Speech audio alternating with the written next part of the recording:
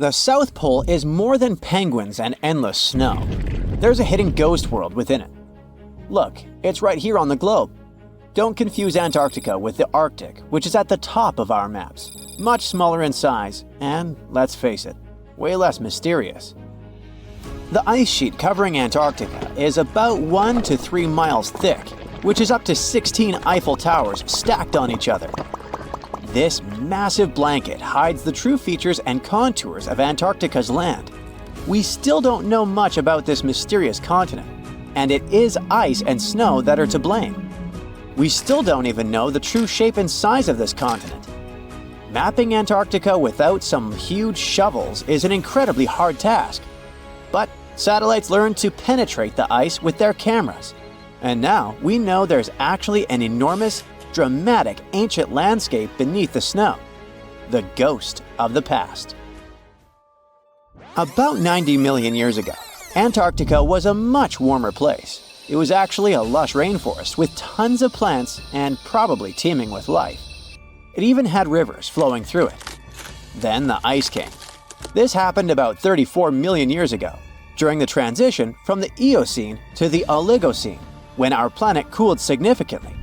It was the beginning of one of our several ice ages.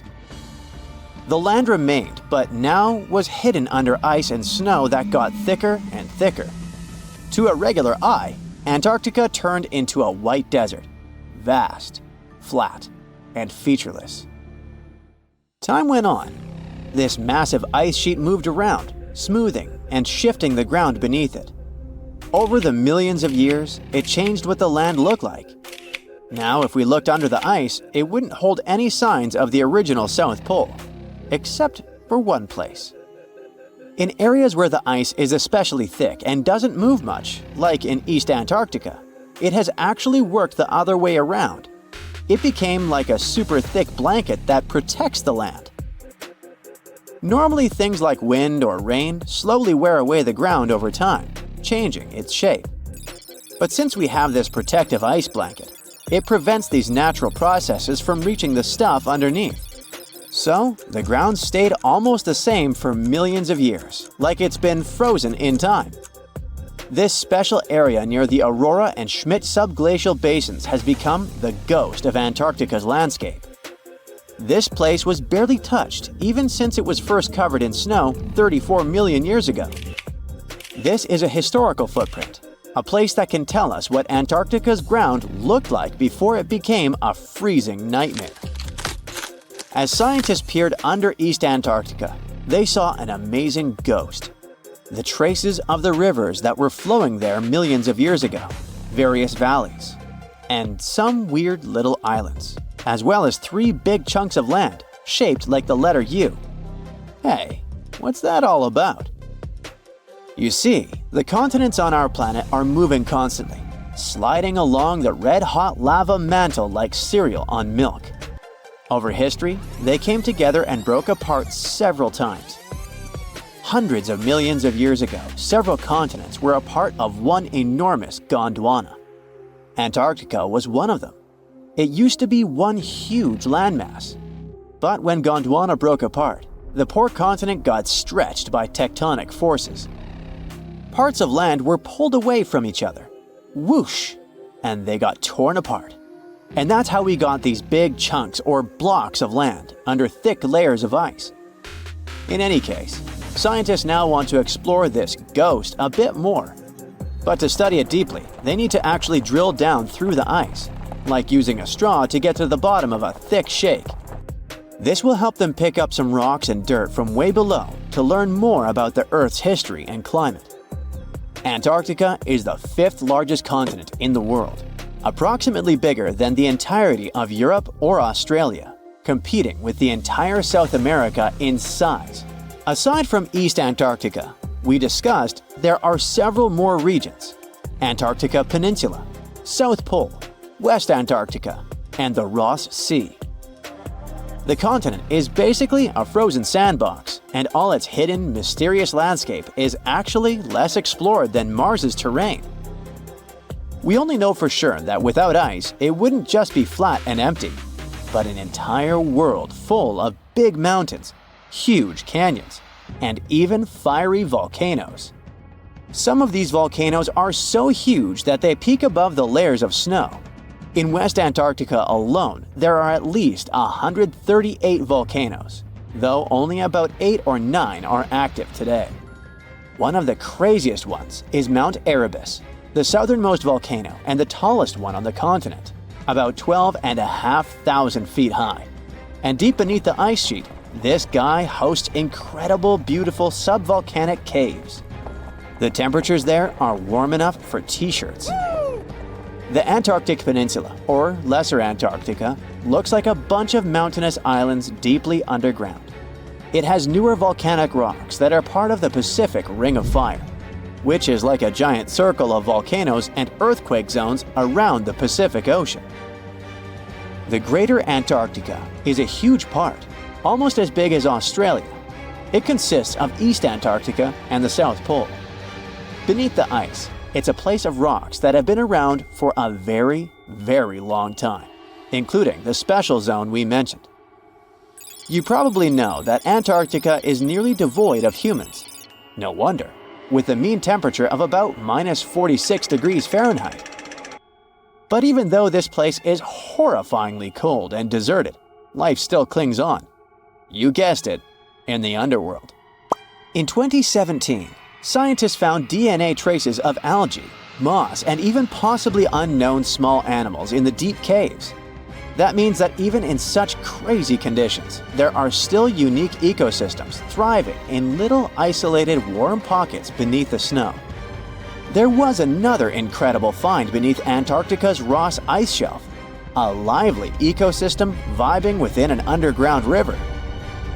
Scientists have long suspected that Antarctica's underworld should have some freshwater lakes and rivers. One day, a satellite spotted a groove there.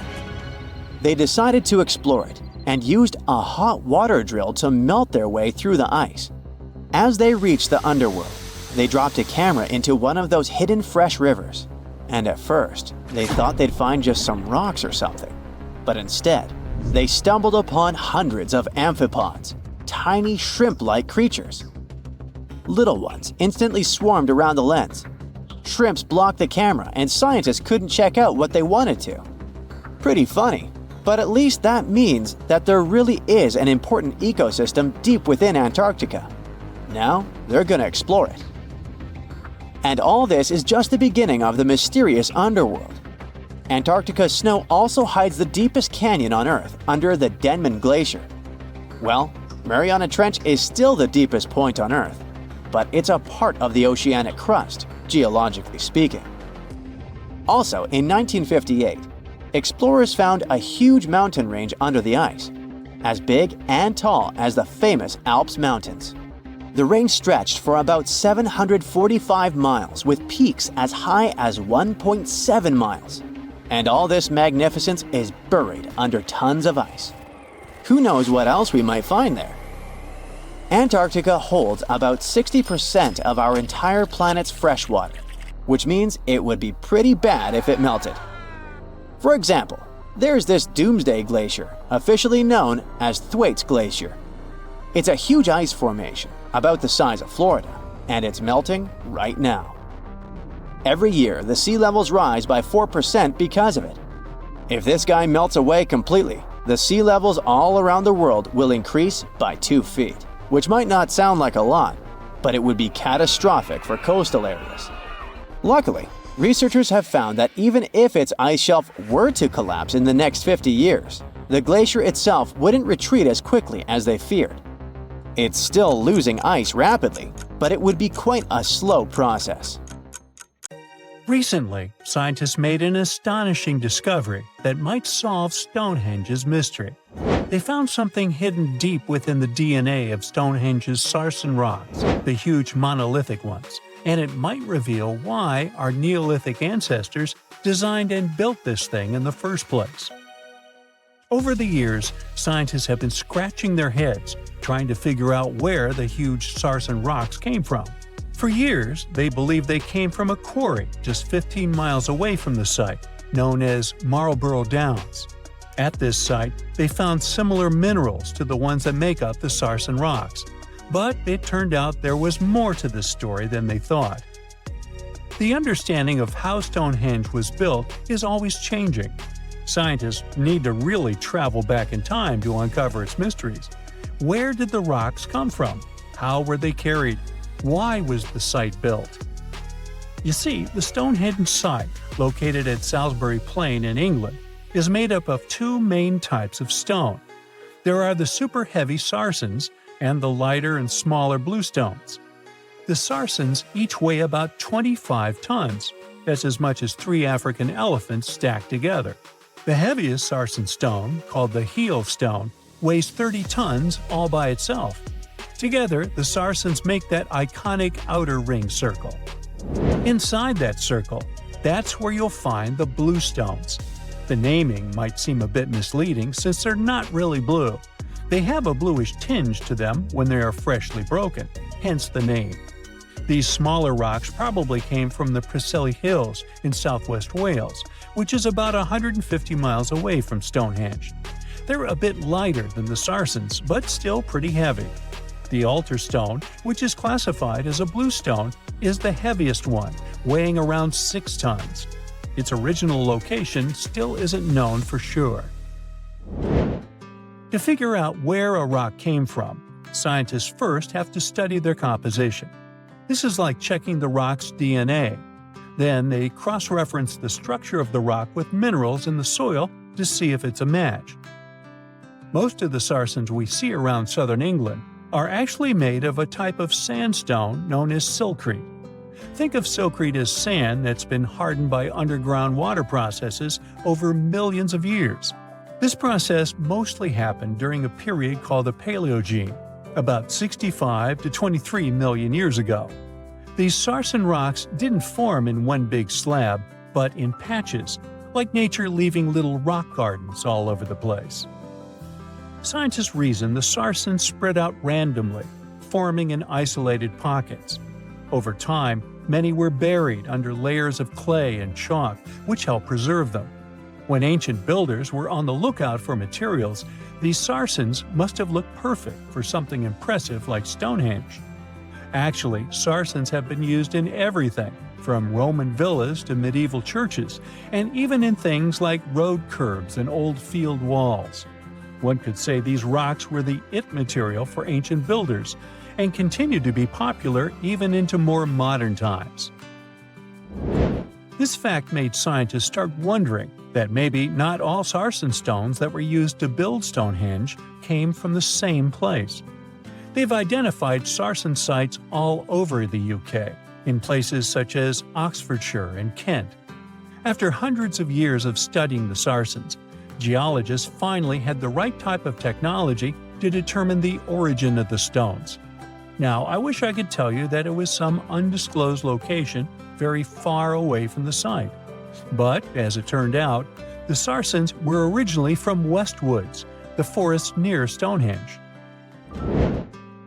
A new factor came into play when excavations uncovered empty stone holes, showing that at least 6 bluestone pillars were removed from a Preseli Hills site called Wan Main in prehistory. They had a stone circle over there, and it's believed that some of Stonehenge's rocks were recycled rocks from this more ancient circle. If this is true, it might be that Stonehenge is part of a much larger landscape of ancient sites. If this is the case, then Stonehenge is just the cherry on top of a much larger scale project. Think of it as the sacred centerpiece of an entire landscape of monuments, mounds, stone circles, and things. This is why scientists want to find out where the rocks came from so badly. It could lead to why and how Stonehenge was built. Now, Stonehenge didn't just pop up overnight. It was built in several stages over hundreds of years. It's likely that it wasn't a single unified vision, but more like a big community project that evolved over time. With each generation, the builders brought in their own ideas, creating a stone structure that would last for ages. The first stage was around 3100 BCE. That's when people dug out a circular ditch and likely set up some bluestones as sort of a starter ring. Later, they added the Saracens and even topped some of them with horizontal stones to form those famous arches you see today, also known as the trilithons. These ancient builders had some challenges on their hands. How would they move the rocks? There's an old theory known as the ice road that suggests that the rocks were moved by natural icy pathways that formed during the winter. This way, they could slide the rocks down all the way to Stonehenge. But hey, if we're talking about a distance of over 100 miles, that's not too realistic. Anyways, this theory was debunked because it was warmer back then than it is today. There's also the river theory, which suggests that the rocks were floated along the river from the quarry to the site. But if we're talking about Sarsen rocks, they're too heavy to float. So there goes that theory. What we're saying is, no one knows how the rocks were moved. Another interesting science tidbit came from all the research done in Stonehenge. A recent laser survey of the stones revealed the different stone working methods used, and has shown that some of the parts of the monument were more carefully finished than others. In particular, the northeast side and the inner faces of the central trilithons were finely dressed. FYI, a trilithon is one of Stonehenge's most famous shapes. It's when two huge monoliths receive a third one on top of them, connecting the two together. This fancy word is simply Greek for having three stones. But anyways, the bigger question, and the reason Stonehenge is so famous, is why it was built in the first place. Theories are all over the place, and some sound like they're straight out of a sci-fi show.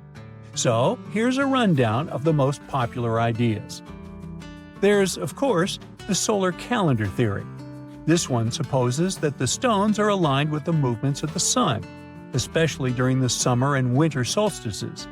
During the summer solstice, the sun rises to the left of the heel stone, that's the lone stone outside the main circle, lighting up the entire monument.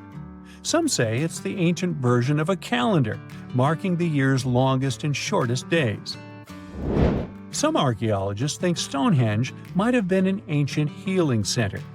Pieces of bluestone have been found chipped away, possibly by people who believe they had healing powers.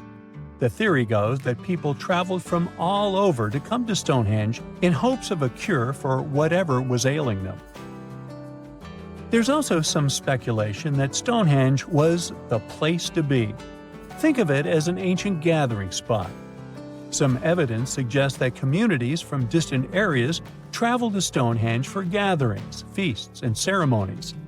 Studies of bones found near the site show they came from all over Britain, making it a sort of prehistoric meetup location. It's strange if you think about it. There are old Roman buildings that have lasted for thousands of years, while our newer buildings seem to fall apart. How did the Romans manage to create such strong buildings? A lot of them with complicated designs, too. Recent research has shown that the Romans used a type of concrete that has an extra layer of protection against the elements. It can even fix itself when it gets wet. This discovery not only explains why these buildings have lasted for thousands of years, but it can also help us make cement in a way that's more natural and resistant. A recent study shows that Romans used volcanic ash in their concrete mix to make it stronger, especially when it was near the ocean, where the air is naturally more humid and could naturally cause more damage. These days, we make concrete out of sand, rocks, water, and a special kind of cement called Portland cement. This cement itself is made by cooking limestone, clay, and other substances in very hot ovens that reach over 1400 degrees Fahrenheit. Sure, it creates a well-blended mixture, but it cracks easily, and sometimes it only lasts a few decades. There's one more interesting feature of this amazing Roman concrete. It has small white bits of calcium called lime clasts that stay inside the concrete and do not disappear over time. At first, it may not seem that attractive because it's not as smooth as the concrete we use today.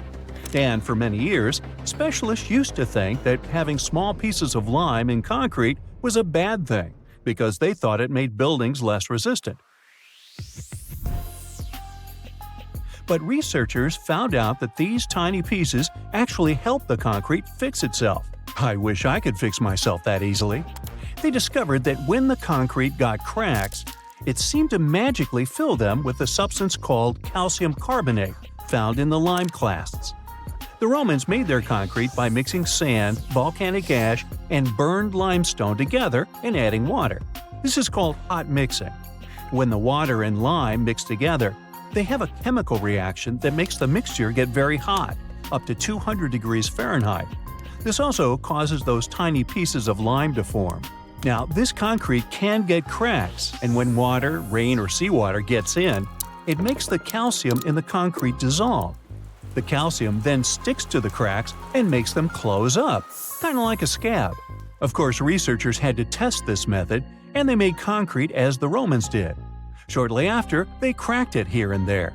They placed the cracked concrete under water, and after 1 to 3 weeks, the cracks were gone. Safe to say, this didn't happen with concrete made using modern methods. Now, the Romans didn't know the science behind making their concrete strong, but they found a good recipe by trying different things over a long time period. Ancient records show that they used this recipe to build strong structures, especially for ships, and continued to use it once they found it was successful. Now, not all Roman buildings made it to the 21st century in perfect condition. The Coliseum, for instance, one of the most famous Roman constructions in the world, used to be nearly twice as large as it is today. It sustained a lot of damage throughout the ages, reaching the form we've come to know today. Let's not forget, it's a pretty old building to begin with. Its construction started in the year 70 under Roman ruler Vespasian, who later started making motor scooters named after him. You know, Vespa? Nah, I made that up. Anyway, ever since it first opened, the Coliseum was home to a lot of activities and shows, featuring fearless gladiators and a large display of exotic animals, who got to mingle and did lunch together. Unfortunately, it all went downhill in 217 when a fire struck the upper parapets and much of the building's interiors. It took a whole century to finish up the repairs for the damages. Sadly, the initial shape of the Coliseum would be gone forever. A strong earthquake followed, and that didn't help either. This one took place in southern Italy in 443. At this point, a considerable portion of the Colosseum's outer ring was damaged. Soon enough, when locals encountered hardship, they had to rely on selling chunks of limestone from the ancient Colosseum to go by.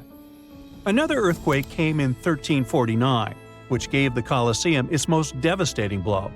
It's when the south side of the building collapsed completely. That's when it started to look more like the building we can see today in the Italian capital. It's not all bad, though. Some pieces of stone that were shaken off the Colosseum were used to rebuild other famous landmarks in Rome. So, if we think about it, the missing part of the Colosseum isn't missing at all. It's just been recycled all around the city. One building that features pieces of old stone Colosseum is called Palazzo Venezia, and it's a local museum. Now, speaking of weird buildings, you've probably seen this one, as it's one of the most photographed spots in the world. You can see online photos of people leaning on it, or ones that make the building look like an ice cream scoop. This famous Italian landmark is called, you tell me.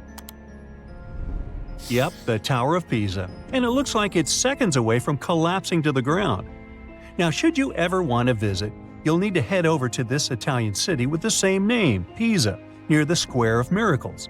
Now, weirdly enough, this building is more famous for its awkward incline rather than for its history or purpose. Back in 1178, when the construction of the tower was still not completed, people realized that the building was starting to lean over, and that was before they had reached its third floor. They soon figured out it had nothing to do with the building plans or the materials they used. It was all happening because of the mushy and shifting soil which was beneath the construction. These days, we know that placing a building on top of soil made of clay, fine sand, and shells isn't the best idea. But back then, people didn't know how to figure that out before building something. Now, fast forward some centuries, and it became clear that this 180-foot tower isn't just leaning.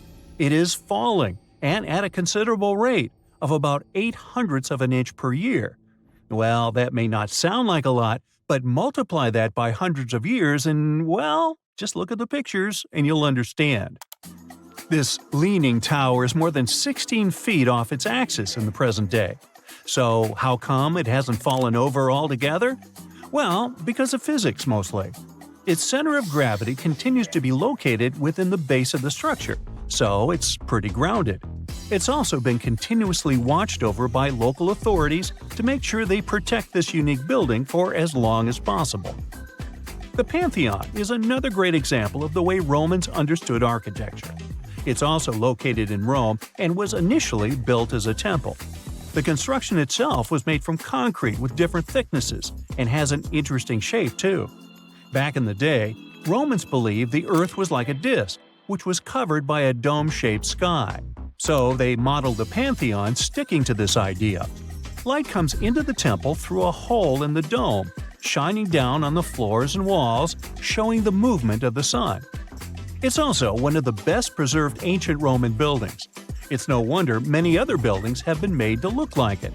In the U.S. alone, the U.S. Capitol, the Jefferson Memorial, and the National Gallery in Washington, D.C. are all said to be modeled after this ancient construction. The famous painter Michelangelo was so impressed by this building that he believed some unnatural force must have helped in its construction.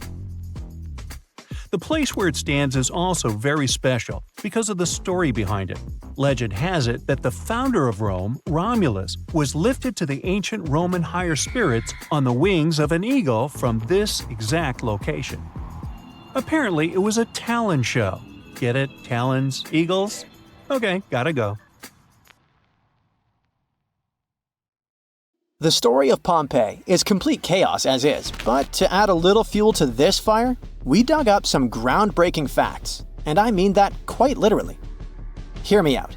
What if it wasn't the scorching sea of lava that destroyed the city of Pompeii, but rather an earthquake that happened during the volcano's eruption? Rewind to over 2,000 years ago.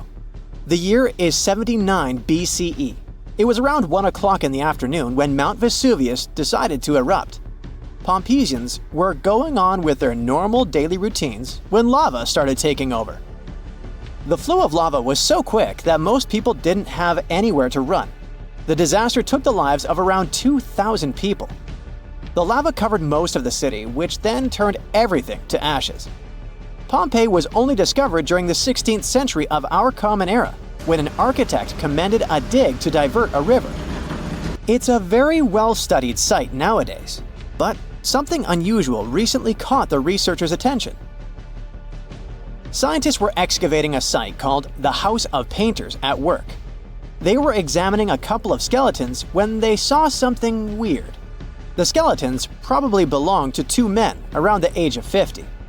The analysis showed these men had survived the first surge of lava in the city.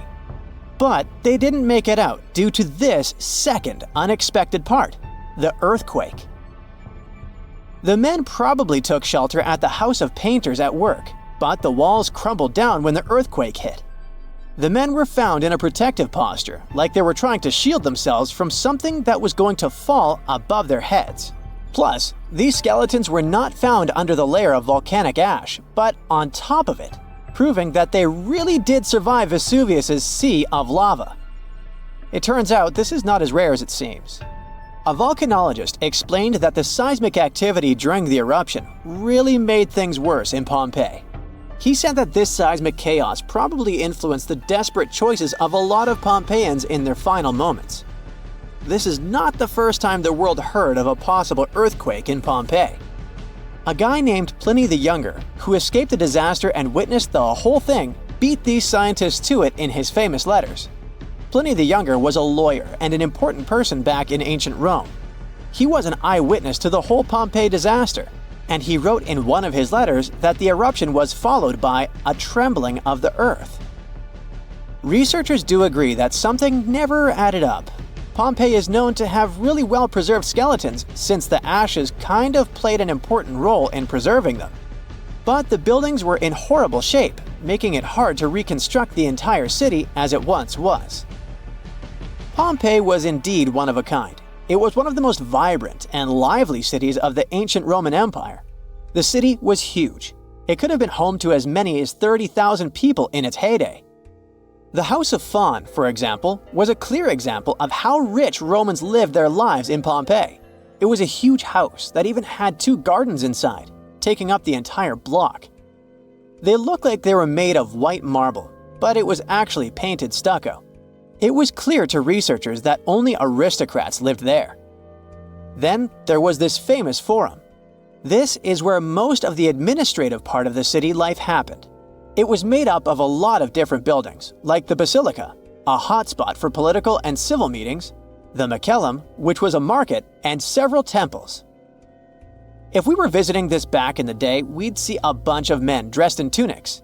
A few select ones would wear togas, those heavy white pieces of draped cloth that look like bed linen wrapped over the body. Togas were mainly used on special occasions since they were costly, hard to wash, and considered a traditional costume. Representatives running for office would use it during their campaign run so that commoners would identify them as candidates. One can't forget about the Villa of the Mysteries. Cool name, huh? It was called that way because of some mysterious frescoes found inside of it.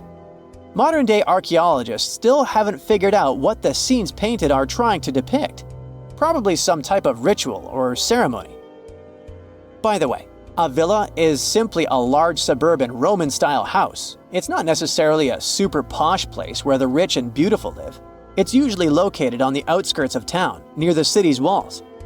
The Villa of the Mysteries one, in particular, was found astoundingly well preserved in modern archaeological excavations. It even had a manufacturing area inside of it, like its own little industry.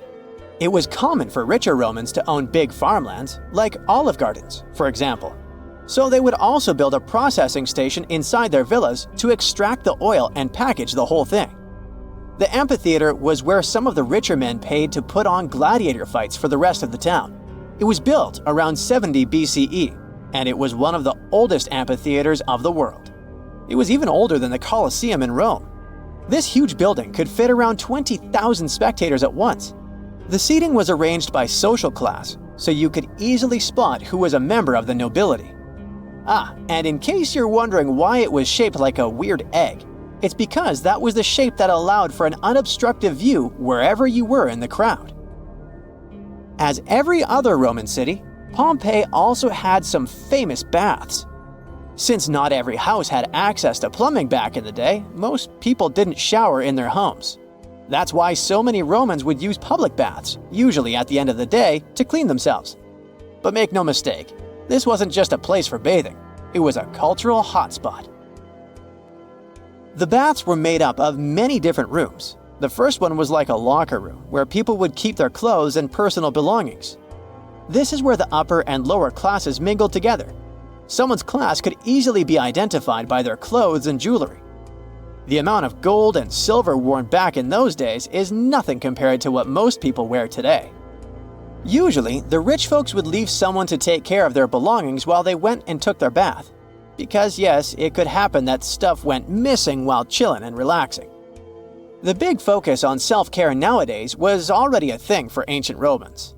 It was common that before taking a bath, olive oil was rubbed all over the skin. They would scrape off the dirty skin with a strigil. That may sound weird, but also extremely pleasing. The baths had rooms for massages. Some of them had reading rooms, and even courtyards for some healthy exercise. Oh, there was even a natatio, or swimming pool if you're not fluent in Latin.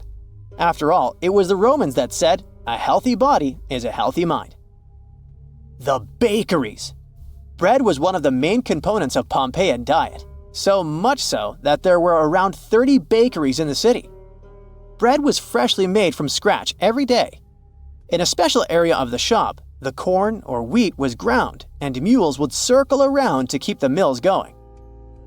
The funny thing about Pompeians is that they like to cover the exterior walls of buildings with paintings, much like graffiti nowadays. Their paintings, usually frescoes, used to depict what daily life was like in the city. Ancient Romans were very outdoorsy people, so coloring their walls seemed like a good option for them. A lot of houses had frescoes inside of them too, to make up for the lack of windows. The paintings gave the house owners the illusion of more space if the painting was of, let's say, A garden, for example. If you walk through this small stone doorway in Hierapolis, Turkey, you might never come back alive. Back in ancient times, people thought it was some sort of portal to the underworld. Romans would go in carrying perfectly healthy bulls, but after a few minutes, they would watch these animals collapse as if hit by some mysterious force. But what's even weirder is that nothing happened to people. They could walk in and out just fine. Now, recent studies might have an answer for these eerie happenings, and it all has to do with people's heights. The gate, known as Plutonium, named after Pluto, the deity of the underworld, is a stone doorway leading to a small 32-square-foot cave. But the real danger is what is going on beneath it. Hierapolis is a super active geological area, and there's a big crack under the city that constantly emits volcanic carbon dioxide, which comes up as a visible mist. During the day, the sun dissipates the gas. At night, the gas forms some kind of a carbon dioxide lake on the sheltered arena floor. At dawn, you need to get out of there before it's too late. This whole place can turn particularly life-threatening right before the sun rises, when the carbon dioxide concentration, about 15 inches above the arena floor, reaches 35%. That means birds, bulls, and even humans can suffocate and pass away in just a couple of minutes. But there is a scientific reason that explains how Romans could get out of there unharmed.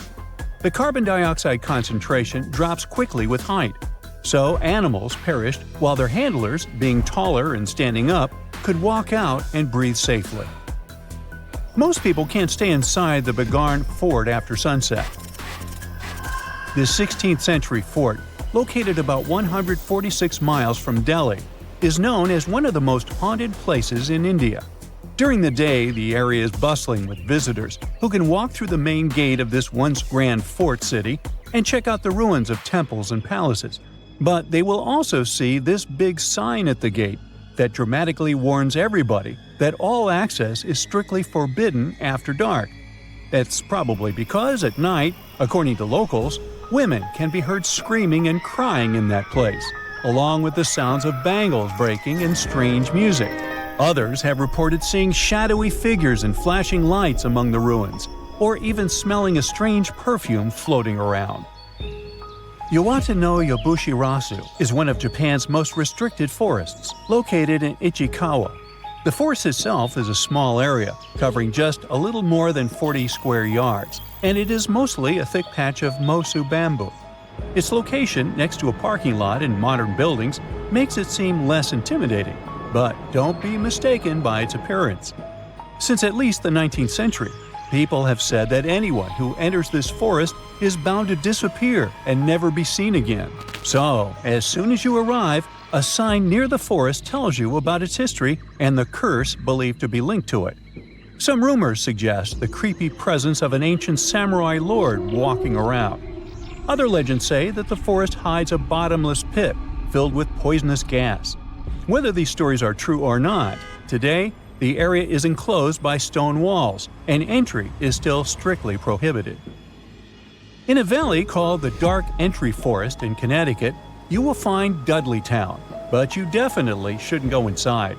Not only has the land been private property since the 1920s, but it is also known as one of the spookiest places on Earth. This place was first settled in the early 1740s, and many of the original settlers were from the Dudley family. That's why it's called Dudleytown. There's a local rumor that the town's founders were descended from Edmund Dudley, an English nobleman who lost his life for treason. The legend says this curse followed the Dudley family all the way across the Atlantic to America, and their misfortune is said to be responsible for crop failures, mental problems, and several tragic incidents in the village. Again, it is all just rumors, since historians haven't found any real evidence to support these claims. Still, the pitch-black surroundings and the eerie Blair Witch Project vibe going on in that place fueled ghost stories in the 1980s. This led to many cases of vandalism in the following decade, and because of that, the landowners closed the area to the public. This old abandoned building used to be the fancy palace of King Farouk's family, who was the penultimate king of Egypt back in 1936. After his family members passed away, the palace was turned into a morgue. Locals say that today, The whole place is super creepy and off-limits. Some people have reported seeing light bulbs flicker and shadows move around, making strange noises. Once, a group of kids allegedly went inside and totally freaked out when they found all the doors had suddenly disappeared, leaving them in complete darkness. They had no choice but to start screaming for help.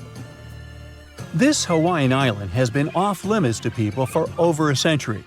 It's called Ni'ihau and is the smallest inhabited island in Hawaii, covering around 69.5 square miles. It has around 84 residents. The island doesn't have cell phone service, paved roads, or power lines, just solar panels for electricity. A single family has privately owned the island since 1864, when a Scottish farmer bought it for $10,000, which would be around $250,000 today. The island has stayed in the family, passing down to its descendants, the Robinsons. They have kept it private ever since, so access is highly restricted and basically by invitation only. The Erdstall tunnels are a network of about 2,000 mysterious underground passageways mainly found in Central Europe, especially in Austria and Bavaria. These tunnels are usually narrow and cramped, often just wide enough for one person to squeeze through at a time, and they are believed to date back to the Middle Ages, as far back as the 12th century. What's really puzzling about these tunnels is their purpose. Despite a lot of research, nobody really knows why they were built. There is a theory that they were used for storage, but since many of them are below the waterline and occasionally get filled with water, that doesn't seem very practical. These tunnels have very light, almost claustrophobic sections and sudden drops, which doesn't seem practical for other straightforward uses like escape routes, hiding places, or even spiritual purposes. To make things even more mysterious, there is a complete lack of artifacts, which makes it even harder for researchers to figure out what these tunnels were really for. Since 2019, adventurous people can get arrested if they try to climb this rock. Uluru, also known as Ayers Rock, has been off-limits because it is now considered a sacred site for local communities. But the fact that it is also extremely dangerous probably played a big role in the decision to close it off to visitors. This rock is 1,142 feet high, which is about the height of an 80-story building. The climb to the summit can be very slippery, and high temperatures, which can hit 116 degrees Fahrenheit in the summer, have led to people passing away from dehydration and heat-related issues. Something even creepier happens at the top of the rock right after storms. When it rains, small tadpole-like crustaceans called shield shrimp hatch in temporary water holes and rock pools on top of Uluru. These extraterrestrial-looking creatures are about 3 inches long, and they spread their super resilient eggs everywhere. When enough summer rain comes, they hatch and go wild, feeding on microorganisms and bacteria in the water. How these strange creatures end up in the fleeting pools on top of Uluru is still unclear, but the most likely explanation is that their eggs might travel there with the wind. Scientists discovered something Atlantis-like near Australia. There used to be an entire continent that's now underwater. Here's what happened to it. Around 70,000 years ago, during the last ice age, there was a huge landmass called Sahul. It was located in the southwestern Pacific Ocean. This ancient supercontinent connected what we now know as Australia, New Guinea, Tasmania, and the Aru Islands into one giant piece of land. Imagine lush tropical rainforests surrounded by beautiful mountains. Sahul's tallest mountains were in the New Guinea highlands, with peaks reaching over 13,000 feet. This beautiful place was home to a variety of unique animals, most of which were pouched creatures. But back then, they weren't just koalas and kangaroos. Sahul was filled with different types of grazers, burrowers, scavengers, and predators. It was home to a huge diprotodon, a powerful hunter Thiosolio, and a horrifying Megalania, a creature that's much larger than any living lizard today. It was a unique place because the rest of the world was filled with placental animals at the time, like wolves, elephants, and humans. In Sahul, the only normal mammals were bats and rodents. But not all its parts were the same. The Timor, Arafura, and Carpentaria regions were covered by hot savanna and dry forests. It looked kinda like modern Australia. Hot air deserts with scrubland, steppe, and temperate forests along the eastern coast. Back then, people were migrating all across the world. They made an incredible journey from Southeast Asia to Sahul and first arrived here from 60 to 45,000 years ago. They mostly traveled by foot and crossed the sea using bamboo rafts and simple boats. They came there from an ancient landmass called Sunda, which includes parts of Southeast Asia. They traveled across a series of islands known as Wallachia and eventually spread across Sahul. And it wasn't a small journey. Sahul was huge, around 4.1 million square miles. That's bigger than the USA or Canada. It stretched from the equator to around the southern part of New Zealand. So they arrived in what is now Australia and became Australia's first people. Scientists think that Sahul had a population of 500,000. We've discovered cave paintings that date back around 40,000 years. It's a hunting scene depicting an anoa, or miniature buffalo, facing figures of humans and animals. Researchers are trying to figure out how these early settlers moved across Sahul and where we might find archaeological evidence of their journey.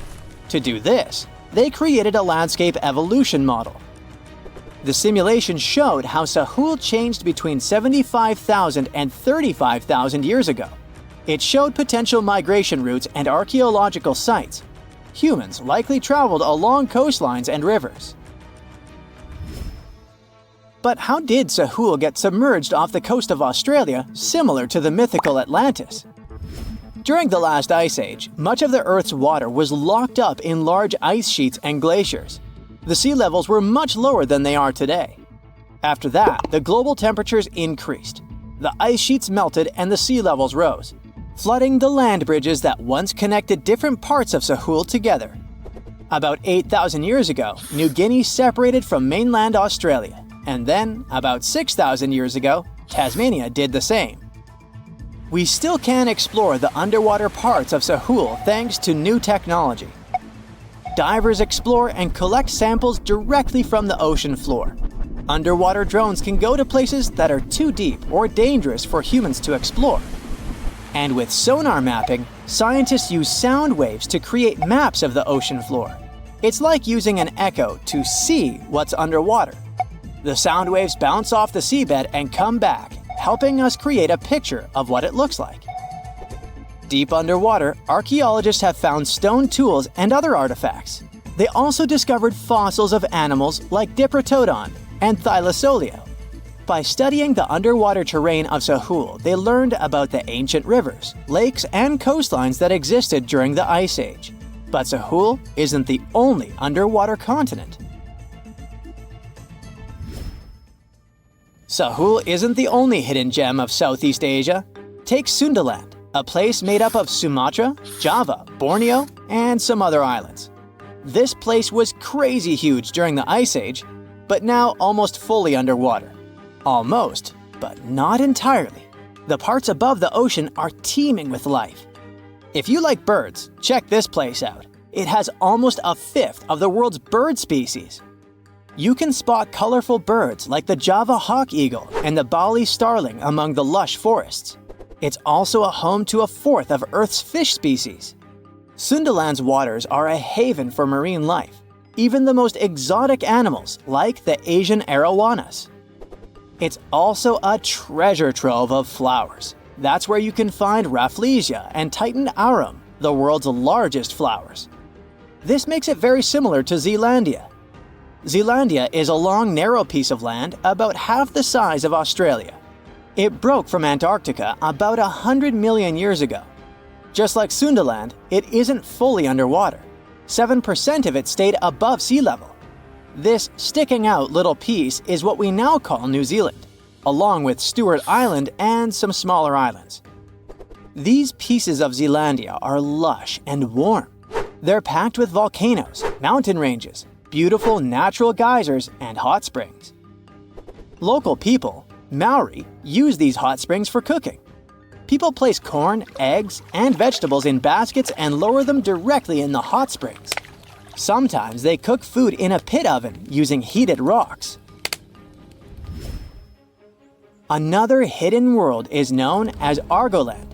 This mysterious landmass was once part of Australia, back when dinosaurs chilled around. It drove scientists crazy for decades. They knew it existed because it left a huge stretch on the ancient seafloor, the Argo-Abyssal Plain. About 155 million years ago, it broke off from Australia, saying bye-bye. The continent drifted somewhere north, and when it reached Southeast Asia, it just vanished. Scientists had no idea where it went, but recently they finally found its remains. Turns out, poor Argoland's lower parts started drowning into the Sunda Trench, a horrifyingly deep oceanic pit. The Earth's crust sunk into the mantle. Meanwhile, the upper parts of Argoland were pushed upward, grabbing the younger rocks on land. Because of this, Argoland broke apart into a bunch of smaller pieces. These pieces formed parts of Borneo, Java, Sulawesi, and other regions. The remains are buried under Indonesia and Myanmar. Imagine a colossal landmass the size of Greenland, Greater Adria. Its journey began about 240 million years ago when it broke away from the supercontinent Gondwana. It started moving north, and after 100 million years of enjoying the warm seas, it suddenly crashed into Europe and shattered into pieces. Most of these pieces went deep into the Earth's mantle, but some were scraped off and became part of mountain ranges like the Alps. Today, the remnants of Greater Adria are scattered across more than 30 countries, from Spain to Iran. That's why they're hard to look for.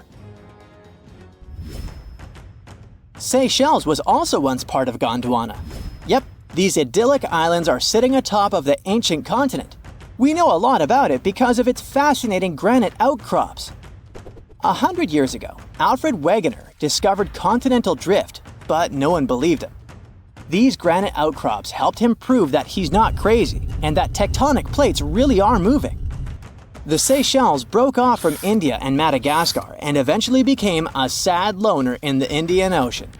This probably happened because of some insanely active volcanoes in the Deccan Traps. But now, the islands are home to unique species both on land and in the coral reefs nearby. Mauritius broke off from India after the dinosaur wiping. Along its journey, it stretched into a long ribbon-like shape and also broke into pieces. Now it's all scattered beneath the Indian Ocean. Scientists stumbled upon this lost land by studying tiny ancient crystals called zircons. These zircons are like time capsules. They date back an astonishing 660 million to 2 billion years. That's even older than Mauritius itself. These ancient crystals hinted that there's another Atlantis somewhere nearby. Turns out there are hidden continents all around the world, and maybe we'll discover more of them in the future. Now, have you ever seen cricket balls that are 3 billion years old? Klerksdorp spheres were found in deposits of the mineral pyrophyllite in South Africa and rocked the science world. They do look like tiny ancient cricket balls with seams-like lines around the middle. Back in the 1980s, some folks claimed these spheres had been made by an advanced pre-flood civilization we know nothing about. One museum curator shared stories about how they rotated on their own in a display case. There was also a TV show that invited a psychic who declared the spheres were pieces of an ancient spaceship. But according to geologists, these spheres are actually pretty common concretions or spherical objects formed by different minerals than the surrounding rock. The seam-like lines are just imprints from the host rock's layers building up over time. The Klerksdorp spheres come in different shapes, from noticeably flattened spheres to distinct disks. As for that episode when one of these spheres spun on its own, the curator of the Klerksdorp Museum cleared that up too. He said that when he put one sphere on its glass shelf when a journalist came to visit, the sphere naturally rotated a bit because it's round. The area where the museum is located often experiences earth tremors from gold mining activities nearby. The oldest known human-like footprints could be 6 million years old. They were found on the Greek island of Crete in 2002. If the number is correct, It would mean that early human ancestors may have migrated between Europe and Africa much earlier than we previously thought. This doesn't mean Africa is not the cradle of humankind, though. It could just prove that early human ancestors moved back and forth between continents. Some researchers believe the footprints were left by a bipedal creature possibly related to an early human ancestor nicknamed El Greco. According to scientists who studied them, the footprints have a very human-like shape, with 5 toes and a parallel big toe. Some scientists are skeptical about it and suggest the prints might be from a late European ape. The new study analyzed fossilized marine microorganisms found in the sedimentary rocks to determine the footprint's age and prove it's actually 6 million years. The next amazing find that keeps scientists entertained is the Dorchester plot. It's a beautifully crafted metal vessel with some fancy geometric designs embossed in shiny silver. The pot was discovered in, who could have thought, Dorchester in 1852 under quite unusual circumstances. During a powerful blast, the pot broke into 2 pieces. Scientists believe it was originally embedded within a rock or boulder known as pudding stone. The rock from which the Dorchester pot emerged is dated to be around 500 million years old. So it could mean the pot itself is also that old. The current and less exciting theory suggests that the Dorchester pot is a Victorian-era candlestick holder. Such things were really trending back then, so it's not a surprise to find such fancy household item from that time. The Dorchester pot falls into the category of ooparts, or out-of-place artifacts. Those are objects that seem too advanced for the time period they're supposedly from. If we accept that the pot is 500 million years old, then whoever made it was way ahead of their times in terms of crafts and tech. One extra mystery is that the pot has an engraving of a plant that most likely disappeared from Earth over 100,000 years ago. Sounds like good proof the pot is really extra old. Now, it looks like the oldest map in Europe is a stone from 4,000 years ago. This Bronze Age slab was found in France in the year 1900 at an ancient burial ground. The carvings on the slab show in 3 dimensions the River Odie network with a fantastic accuracy of around 80% over an 18-mile stretch. There are other stone-carved maps around the world, but this one is unique because it shows a specific area to scale. Looks like the slab's carvings don't just map rivers and hills, but also settlements, barrow sites, and field systems. Archaeologists say the slab wasn't used for navigation, but rather to symbolize power. The detailed markings on the slab might have served to illustrate the domain of a local ruler, possibly a prince or king, to show their control over the territory. When the ruler lost power, the slab was likely repurposed as part of a burial vault. The unique artifact was stored in the cellar of a museum. For decades, no one even noticed until several scholars read older reports about the slab and decided to check it out. They conducted a detailed analysis using 3D techniques. Their research proved that the creators of the slab had not only etched lines into the rock, but also modified its surface to reflect the topography of the landscape with high accuracy. The Salzburg Cube, also known as the Wolf's Egg Iron, was discovered in the late 19th century in Austria. Now, don't let the name mislead you. It doesn't look like a cube at all. It's more like a rounded object with 2 flat sides. Down the middle, there's a groove, and the surface is covered with pits and craters. This unique appearance is the reason why many people think it might be something out of this world. Workers accidentally found this artifact when they blew apart a piece of coal. The coal seam it came from is thought to be over 60 million years old. The Salzburg Cube moved between museums, mysteriously vanished in the early 20th century, and then showed up again. A professor from Bonn University suggested it might be from a meteor, but they found no evidence of elements that you'd normally see in meteorites, like cobalt or nickel. Then researchers thought it must be a human-made object, possibly a Victorian-era candlestick holder. No one knows the true story of the cube or its current location. Yep, it disappeared again. Have you heard about the Meister print? It's a fossilized sandal print discovered in 1968, and it has sparked a lot of intrigue. There's a trilobite inside the print, which supposedly went extinct around 500 million years before humans even existed. But many historians think this age is an exaggeration. When Meister found the fossil, it was authenticated. But the scientist who did it didn't confirm it was a human sandal print. He only agreed there was a trilobite there.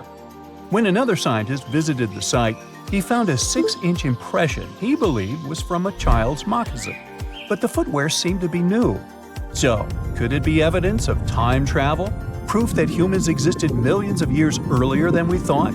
Or a sign that someone else visited early Earth? Or is it just a rock formation that looks like a sandal print? We still don't have the answers. Back in June 1936, a couple was walking along Red Creek in London, Texas. London, Texas? Yeah, when they stumbled upon something unusual. It was a piece of wood sticking out of what seemed to be an ancient rock formation. About 10 years later, their curious son decided to crack open the rock to see what was inside. And he saw a hammer, which looked surprisingly modern. Then, one unique finds enthusiast decided that the rock encasing the hammer was from the Cretaceous period. This would mean that someone dropped a 19th century hammer while dinosaurs like Triceratops were still roaming the earth. So, if this hammer was truly from the Cretaceous period, then the whole evolutionary theory would be wrong. And if the hammer was modern, it would mean the Cretaceous rock formation it came from was much younger than we thought. But the real answer was much simpler. The hammer was indeed modern, and geological processes had encased it in rock. Minerals can harden around an object in a relatively short time. So, the hammer was probably dropped by a miner a century or so ago, and the rock formed around it afterwards. And no, it wasn't a Victorian-era candlestick holder either. Canada is known for its snowy mountains, untouched forests, pristine lakes, friendly, helpful people, eh? And that delicious maple syrup. Now they get to add something else to the list: the world's oldest water. Back in 2016, researchers drilled down 1.9 miles and found an ancient pool of water at Kidmine, Ontario. The water was believed to be at least 2 billion years old. Not fresh water. The water was found bubbling up in caverns deep underground, inside the 3 million square miles of the Canadian Shield, one of the world's largest geological continental shields. The area endures very little plate tectonic activity, possibly explaining how the water remained untouched for so long. Scientists and researchers analyzed the water and found dissolved gases of helium, argon, xenon, and neon, untouched by any outside source. There were even traces of microbes dating back billions of years. This was a stunning find for science that allowed us to gaze back in time at a lost world. If life-supporting water can be found miles below the Earth, it could be possible to find the same thing on other planets, like Mars, Saturn, and Jupiter's moons as well. Point Nemo is the furthest point from land on Earth, officially called the Oceanic Point of Inaccessibility, kind of like my parking space. It's so far from land that the closest humans to it are usually astronauts. The International Space Station orbits the Earth from around 250 miles away, while the closest populated spot to Point Nemo on Earth is more than 1,670 miles in all directions. Since its real title is a bit long, it was nicknamed Point Nemo after Captain Nemo from Jules Verne's 20,000 Leagues Under the Sea. Nemo means no one in Latin, which suits this area perfectly because there's no people around. The Crooked Forest is found in Gryfino, Poland. It's a grove of 400 unusually curved pine trees that were planted around the 1930s. They bend northwards at a sharp 90-degree angle from the tree's base, but then remarkably turn back to grow straight up into the sky. Some of the curves reach out 3 to 9 feet sideways, but the trees are healthy, and many grow to nearly 50 feet tall. These crooked pines are surrounded by a larger forest of straight-growing pines. There's no explanation as to why they're bent the way they are. The theories for this strange development range from weather conditions to human intervention, but no one knows for sure. The Hamza River is one of the longest and widest rivers in the world, and it sits right underneath the Amazon River itself.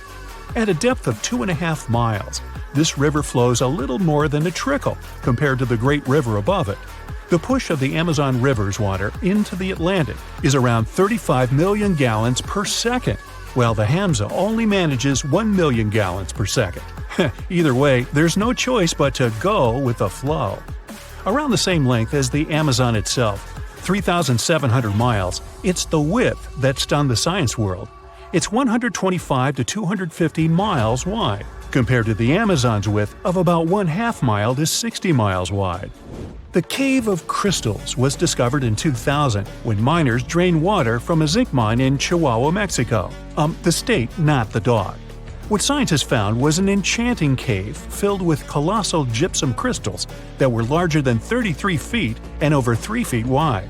They were so pure that scientists were unable to work out how old they were, but researchers believe they discovered a 50,000-year-old sample of bacteria inside one of the crystals. Also known as the River of Five Colors, Caño Cristalis is one of the most amazing natural wonders in all of Colombia. The area is filled with waterfalls, pools, and caverns, but the river itself is the true wonder. Every year, between June and November, the river hypnotizes spectators with amazing yellows, greens, blues, blacks, and red shades to create a liquid rainbow. A red plant that grows in the riverbed is the main cause of this unique phenomenon. Other colors come from the black rocks, green algae, clear water, and yellow sand, producing a pearly effect. The colors change every year because of the plant's growth from rainfall, temperature, and sunlight. During the rest of the year, the riverbed appears in a dull green hue. Scientists in Hawaii discovered that red algae were making sounds in the waters around coral reefs. The noise was believed to come from the loud snapping shrimp, until researchers put the sound and presence of algae together and started monitoring the bubbles.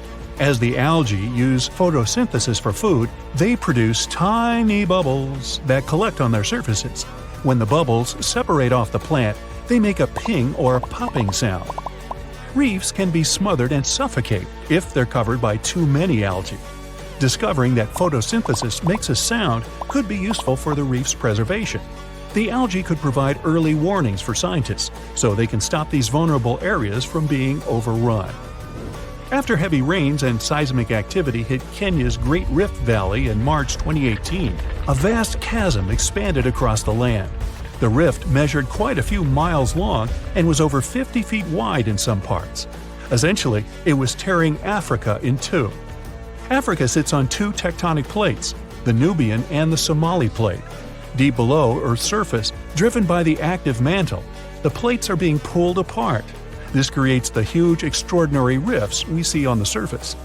It will take millions of years for the large continent to actually separate into two pieces. I won't be around then. But when it does, it'll also create a new ocean basin.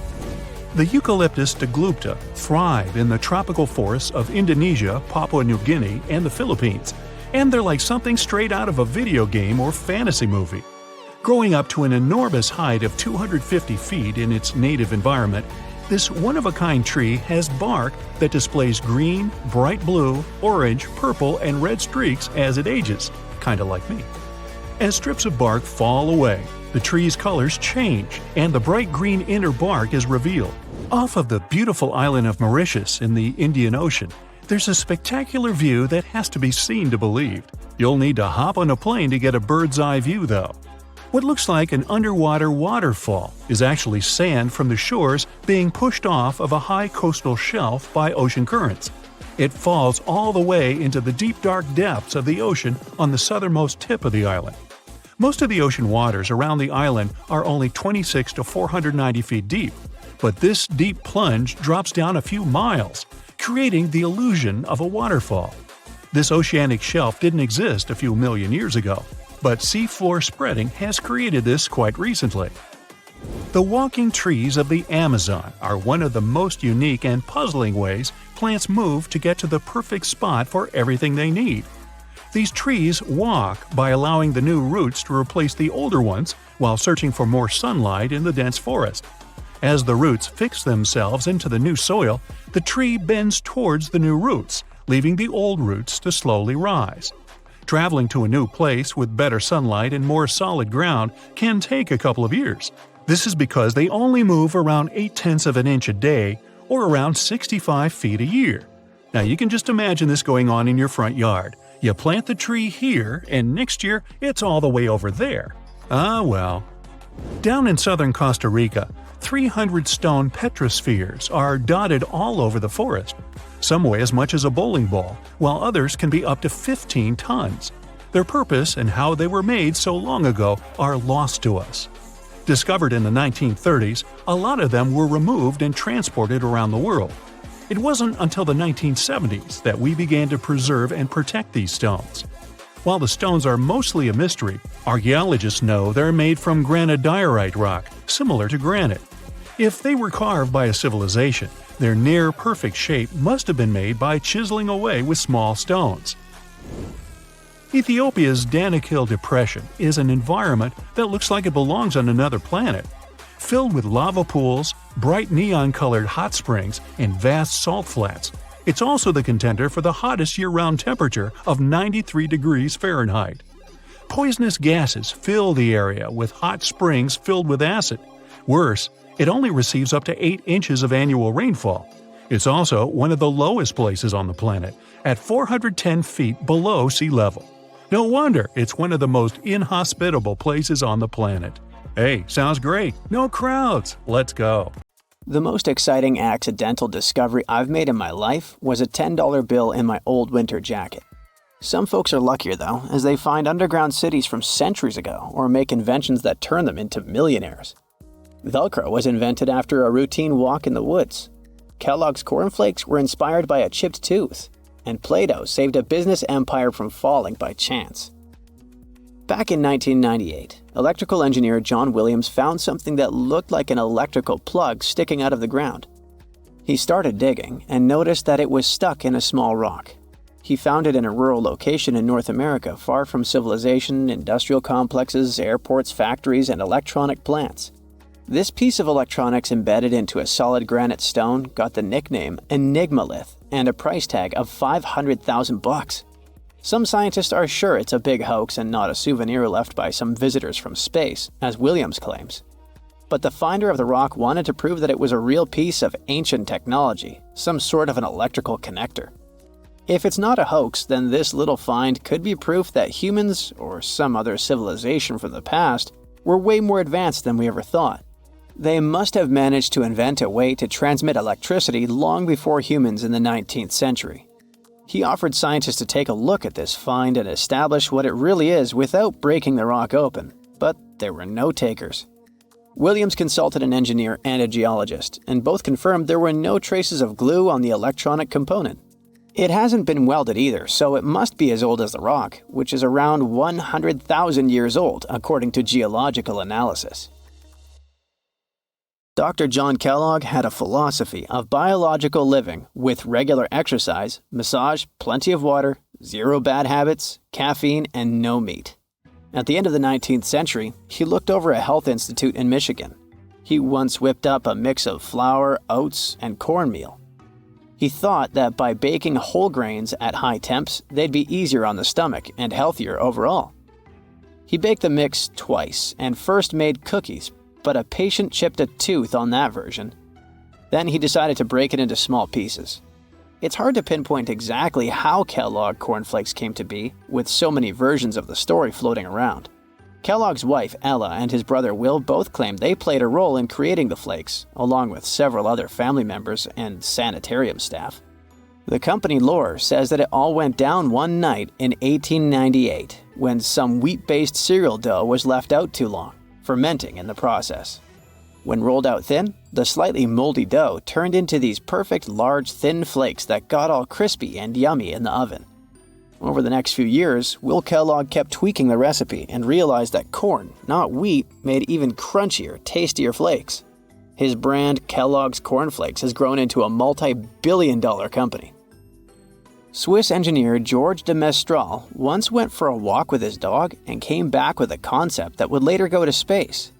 Once they got back from the woods, de Mestral noticed that his pants and his dog's fur were covered in the tiny barbs of the cocklebur plant.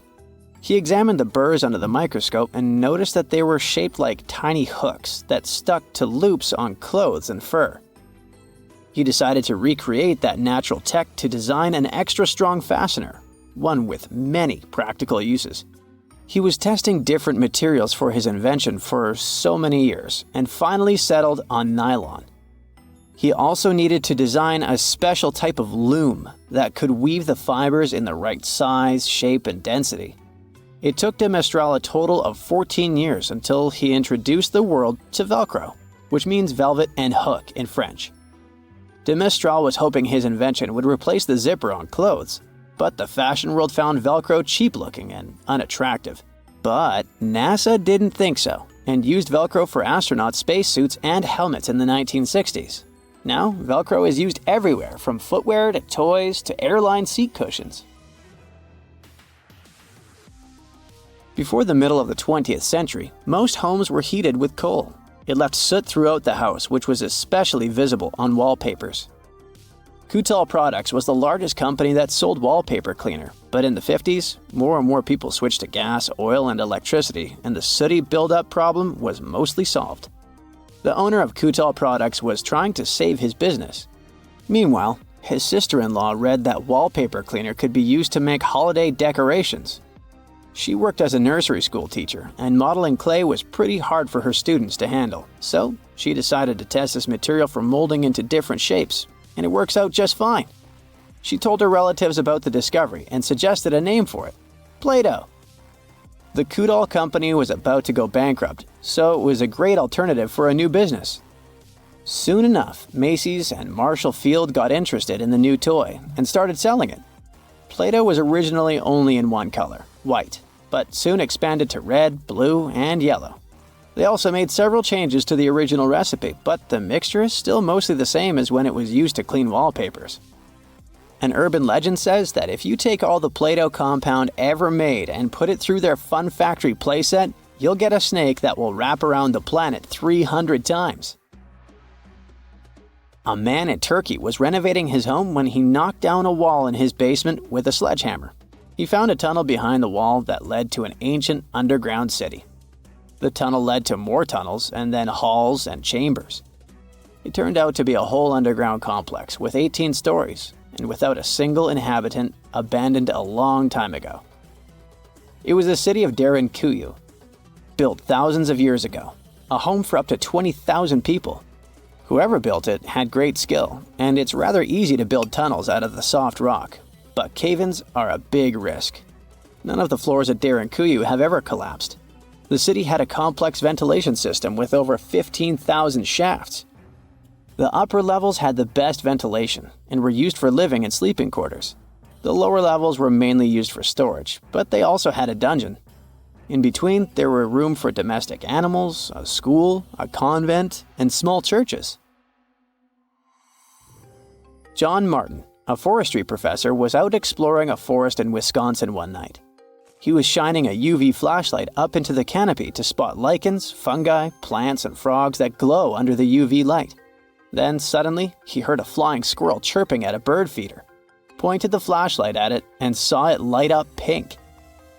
The professor told his colleagues about it, and they decided to investigate further.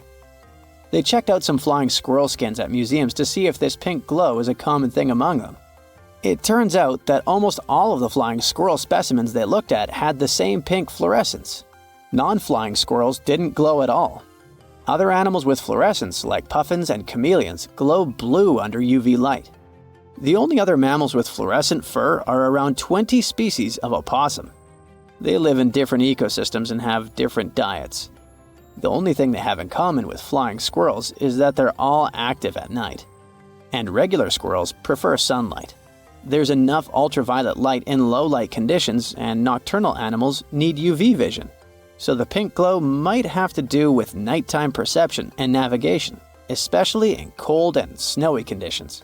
Or it could be a way for male flying squirrels to attract prospective mates. It could be a sort of mimicry. Well, in ancient Egypt, people wore heavy, donut-sized bracelets, giant earrings, necklaces, and their neck collars were totally bedazzled with beads and stones. Now, did they fall over from being so top-heavy? It doesn't say. They also invented wigs. Probably some ancient Egyptians didn't feel like styling their hair every single morning. Hey, I can relate. Just shave your head, pop on a wig, get to work on time. Some of the wigs had jewels in them too. Most Egyptian clothes were made of linen. No big surprise, it's hot over there. Even though they would normally wear kind of plain clothes, their jewelry had to pop. Wealthy or not, a large necklace was a must. If you wanted to turn heads, it had to be gold, but cheaper metals were popular too. Look closer at those Egyptian paintings. See those weirdly shaped cones popping out of people's heads? This head cone was made of a mix of wax and oils, and it was for… wait, am I reading this right? It was supposed to melt thanks to your body heat and spread sweet-smelling oils everywhere. How lubricating. Cleopatra had her trademark eye makeup look, and Egyptians were probably the first to invent mascara. They'd mix honey, soot, water, and crocodile dung. Ooh. They'd apply this crazy mix right onto their lashes and eyebrows. It probably didn't smell all that great, but at least it was safer than those toxic lead eyeliners people used to use. All natural. Now, ancient Greeks took some style tips from their Egyptian neighbors, but they'd even wear clothes made from wool. Hot and sticky. Their clothes didn't come in a lot of color options. They were mostly white. But if someone really wanted to rock a colorful outfit, they needed to dye it themselves with insects. It's not a back-in-the-day thing. Every time you grab a couple of sugar-coated candies, remember this. Some of that coloring may have come from beetles. Your lipstick, too. Mwah! If you happen to be a wealthy ancient Greek, you'd be able to buy cotton. You, yes you, wearing a cotton t-shirt, watching this video. Do you feel as cool as a noble ancient Greek? And you probably take that rack of shoes you never wear for granted. But for an ancient Greek, shoes were a privilege. They mostly walked around barefoot. Just like in Egypt, Greeks were all about wigs. They were made mostly of natural hair. Way later, in the Middle Ages, people would powder their wigs, trying to give them a lavender or orange scent. And in those times, let's just say soap wasn't really a thing. So a powdered wig came in handy when people needed to cover up any unwanted smells. Clothes in ancient Rome were pretty similar to those worn in Greece. There were two main clothing types, togas and tunics. Tunics were worn by everyone, while only noble citizens of Rome could wear togas on top of their tunics. Togas were extremely wide and up to 18 feet long, so it was impossible to put them on without someone's help. Hey, didn't they have totally terrific togas and tunics? I think so. If you weren't really the kind of woman who loved doing the dishes, you would have loved wearing a dress with blow. Many centuries ago, women would wear clothes with absurdly long sleeves to show how noble they were. Imagine washing the floor with 5 inches of extra sleeve. Even though these sleeves restricted your movements a lot, they were still super trendy in medieval France. Hundreds of years ago, a lot of European men wore shoes that were ridiculous. These shoes had a unique feature: extremely long pointed tips. The nobler the person, the longer the tips. But once they got a bit too long, they started to sag. So people would stuff them with random things like moss and even horsehair. They looked like huge beaks. Back then, ladies had their trends too. For example, they would shave their eyebrows off. The forehead was the trending facial feature back then, and they wanted to stand out. England had some fashion trends that, Today, people shell out thousands of dollars to make their smiles perfect, white, and shiny. But back in Tudor England times, women would blacken their teeth on purpose to seem wealthy. Sugar was hard to come by, and only the wealthiest could afford it. It was widely believed that the wealthier you were, the more sugar you ate, and the blacker your teeth would get. Now, if you're already rocking some fake black teeth and you want to go full-out Tudor, try rocking this look. Back in the 16th century, men and women would stuff their sleeves with cotton, wool, sawdust. It was basically an old-timey fake muscle shirt, like the one you bought to go out under that Superman outfit you made last year but never wore to go out trick-or-treating. The more sleeve stuffing you had, the stronger you looked. Some men would stuff their calf area, even their bellies, just to look more muscular. Now add a ruffle around your neck supported by a metal corset to keep it all looking tight, and voila! You're a true Tudor. Now, if you were from Venice in the 16th century, you had to get yourself a chapine. These uncomfortable-looking shoes were created for walking through mud, but the real reason they got popular was 500-year-old Venetian Instagram. The shoes made you look taller, and the taller you were, the more important you were. Fashionistas of the day would have portraits of themselves painted wearing those shoes. Hey, gotta make your friends jealous. Now, macaroni isn't just cheese's best friend. It was also a way to dress that meant you had some serious class. If you want to try macaroni style, make sure you live in the middle 18th century, have an enormous exaggerated Empire State Building-sized wig with a teeny tiny hat and a feather on top. Wear bright stockings, preferably striped. Wear pants, the tighter the better. Ideally, they should be just like leggings, but remember there was no Lycra back then. Round it all off with a walking cane. Oops, almost forgot. Get ready to be mocked for the next few decades, or even centuries.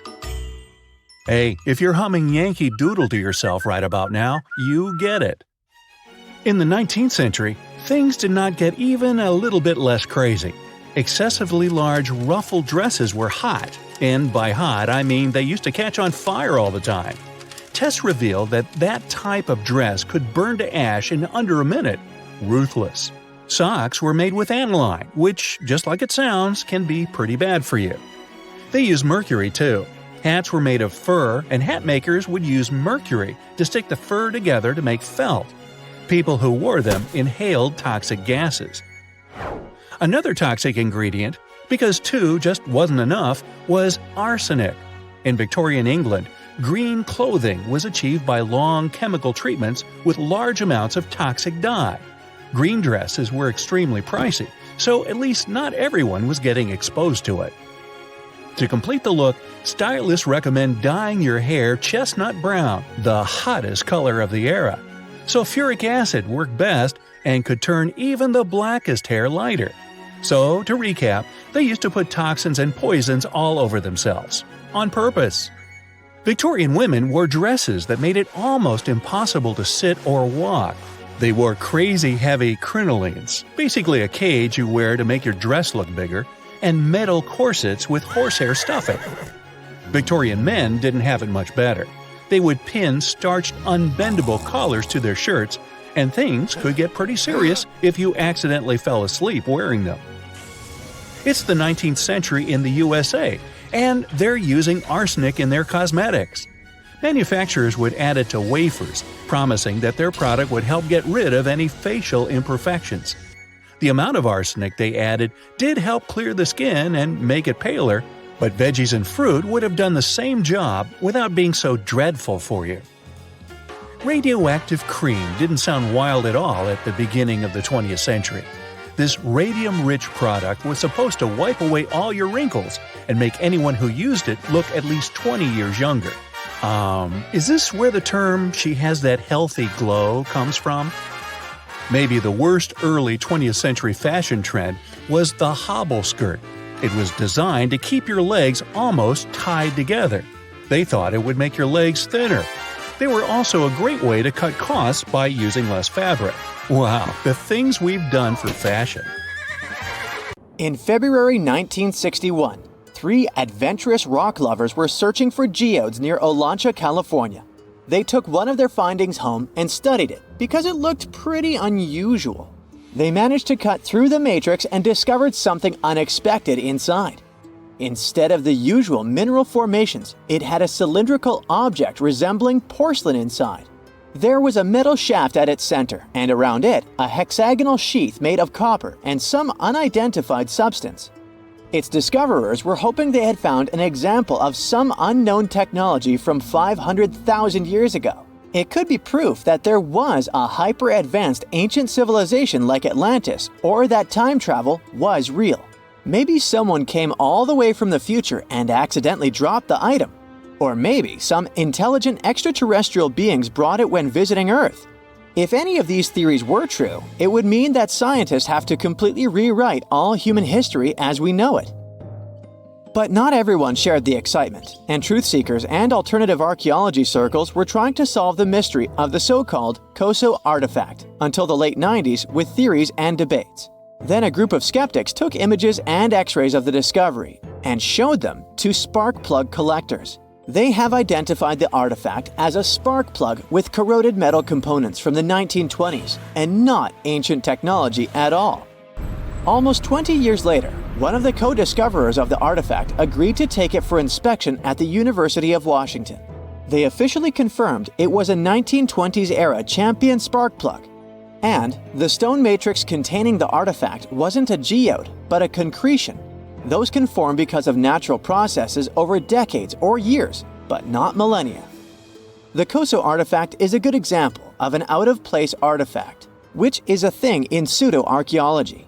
It's something found in a place or time where it shouldn't logically be.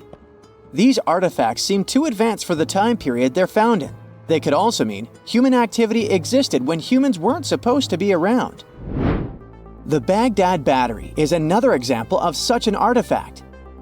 It was found in the 1930s by a German archaeologist and consists of a clay jar, a copper cylinder, and an iron rod going through the jar's stopper. Its top, which was broken off, probably had been sealed with asphalt.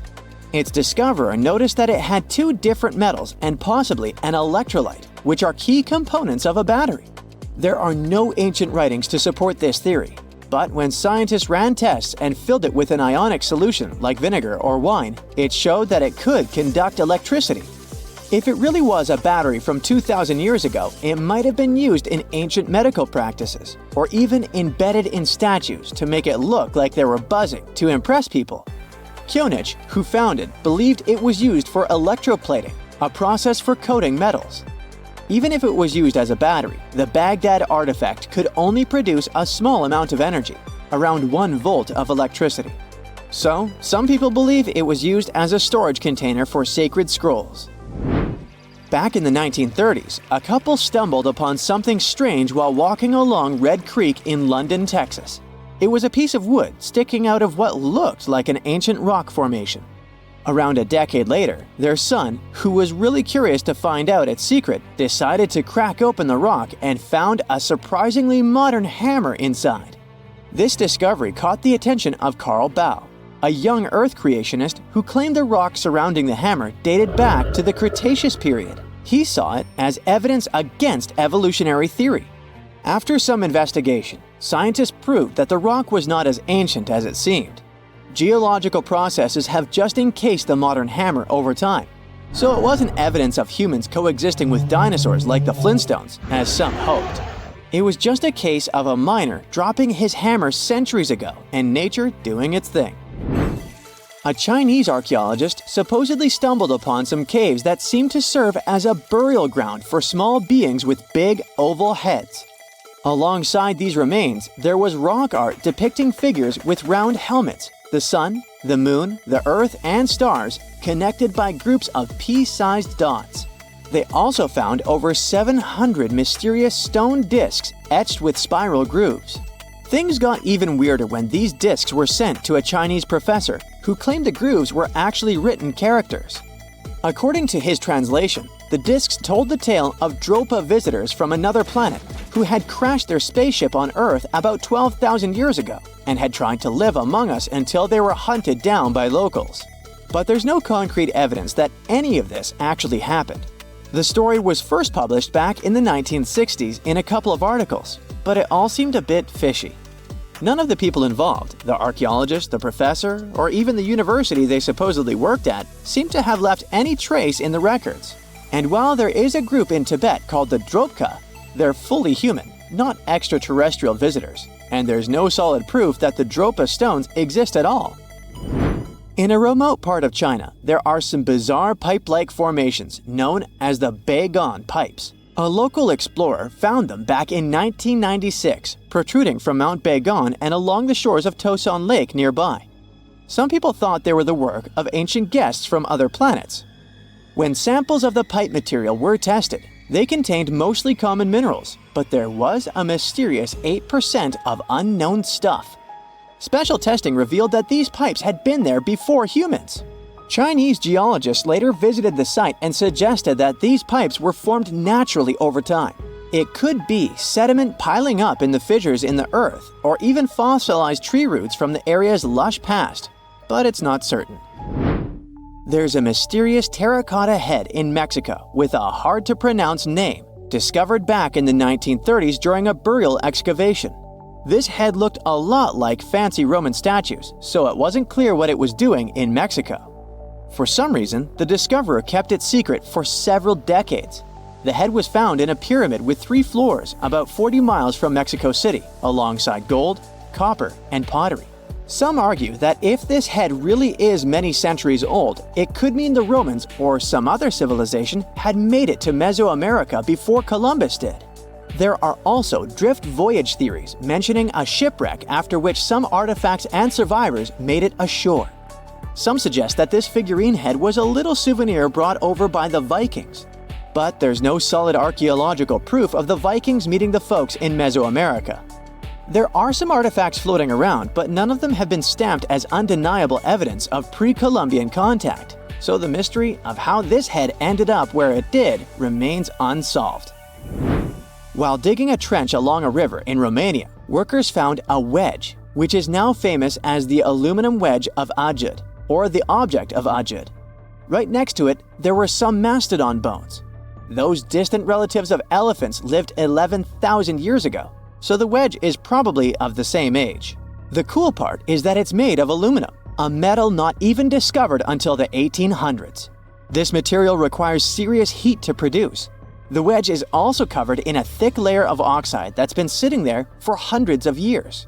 Some folks believe this wedge must have crash-landed here on a spacecraft from some other planet. Some scientists think it's all a hoax, and others suppose it might be a human-made object with an unknown purpose. A gruesome discovery took place in Egypt some years ago. You want to hear about it? 16 human hands, carefully buried in 4 eerie pits. They didn't look too much like human hands at first, since they were abnormally large, but they were. Weirdly, there were only right hands. No left hands were in sight. It turned out that it points to the practice of an ancient dark ritual. Old Egyptian art and tales talked of a ceremony where warriors would present the right hand of their adversaries as proof of victory and ask for gold in return. Egyptians believed in the afterlife, so cutting off someone's hand meant you cut off their power eternally. Guaranteeing this type of defeat was interesting to the winning party. Here, the fight was between Egyptians versus Hyksos, who lived in what was once known as Canaan.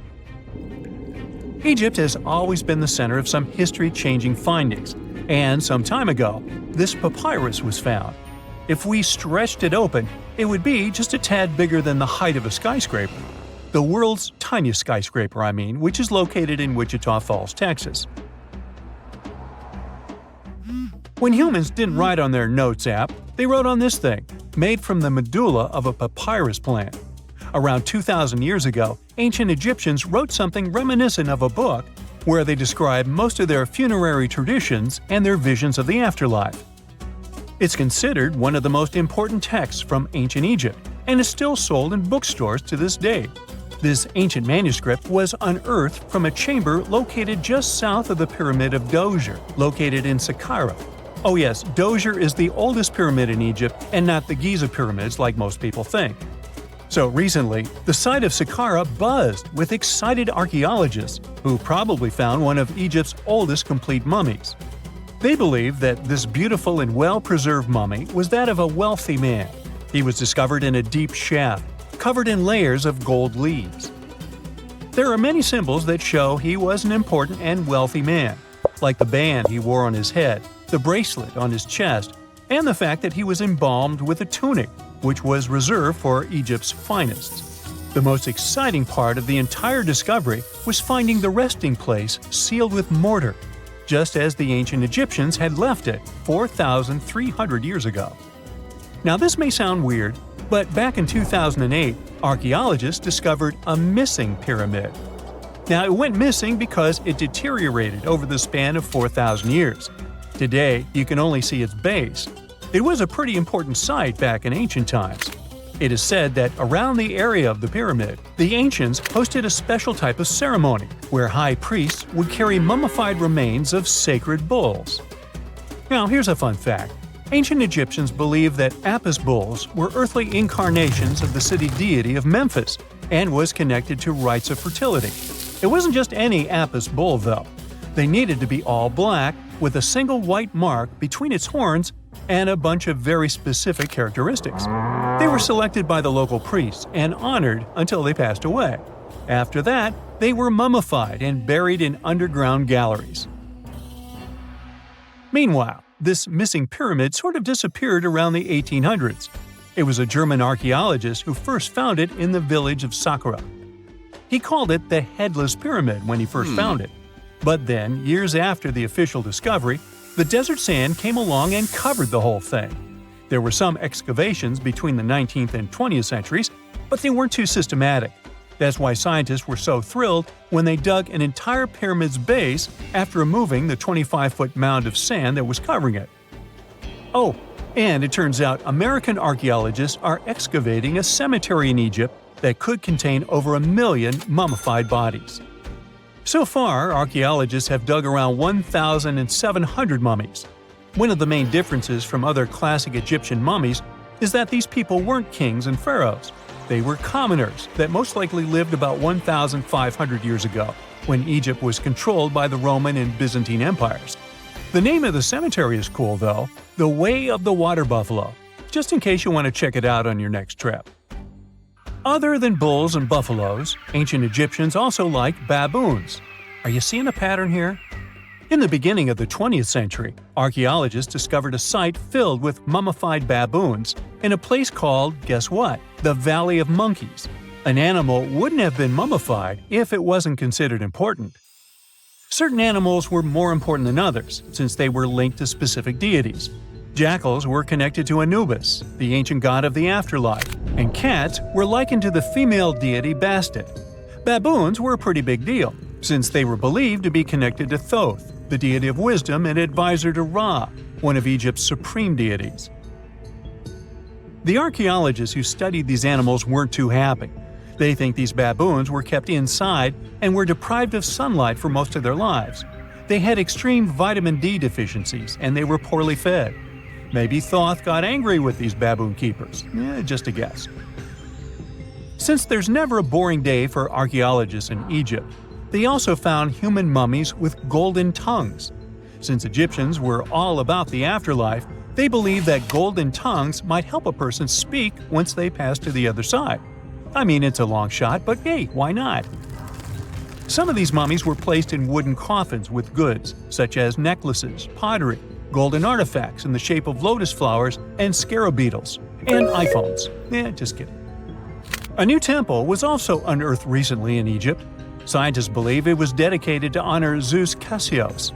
That deity would be a cross between Zeus, the almighty Greek deity of the sky, and Mount Cassios. While digging around the Sinai Peninsula in Egypt, archaeologists spotted 2 pink granite columns poking out of the ground, and bingo. They believe these columns represented the temple's front gate and collapsed during an earthquake many years ago. And speaking of deities, there weren't only super serious deities. Recently, scientists unearthed a golden ring in a city south of Cairo. No, Frodo, it's not magical. It was a normal gold ring, but it had the depiction of the deity of fun, officially named Bes. This deity is often described in sacred texts as a happy chubby dwarf. Today, many tattoos we get are sorta deprived of any sense and are made of aesthetic purposes only. In ancient Egypt, though, women would get tattoos as a token of protection for childbirth. That's what scientists think, at least. Around the Nile region, scientists found some mummies that had well-preserved tattoos, which is a rarity since the skin deteriorates so easily. 2 of these women tattooed their lower backs, and the drawings were simple. They were mostly pictures, including that same chubby dwarf we just talked about, Bes. He also had a side hustle as the protector of women during childbirth. Now, would you believe me if I told you ancient Egyptians invented robots? No? Well, that's because that's not entirely true. Sure, they were astronomers, mathematicians, and engineers, and somehow they also squeezed an eccentric invention into that package – an automated deity some scientists called Hathor.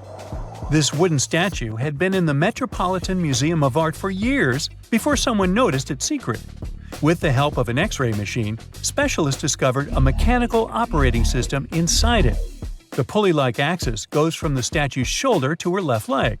When the system rotates, the statue raises and lowers her hand. Hey, pick me! I got my hand up here. Now, let's assume that another species, whether humanoid or dolphin-like, could have existed millions of years ago. How do we find their traces? There was a Doctor Who episode about a non-human industrial civilization on Earth that existed long before us. These reptiles, called Silurians, were forced deep underground by a catastrophic rise of temperatures on Earth, and there they thrived for centuries. That inspired scientists to create the so-called Silurian hypothesis. If there was an advanced civilization before us, we should find their traces somewhere. Well, let's try. Climatologist Gavin Schmidt and astrophysicist Adam Frank decided to dive into this themselves. Like us, any technologically advanced civilization would be hungry for energy. So they looked for global effects that would leave a widespread mark.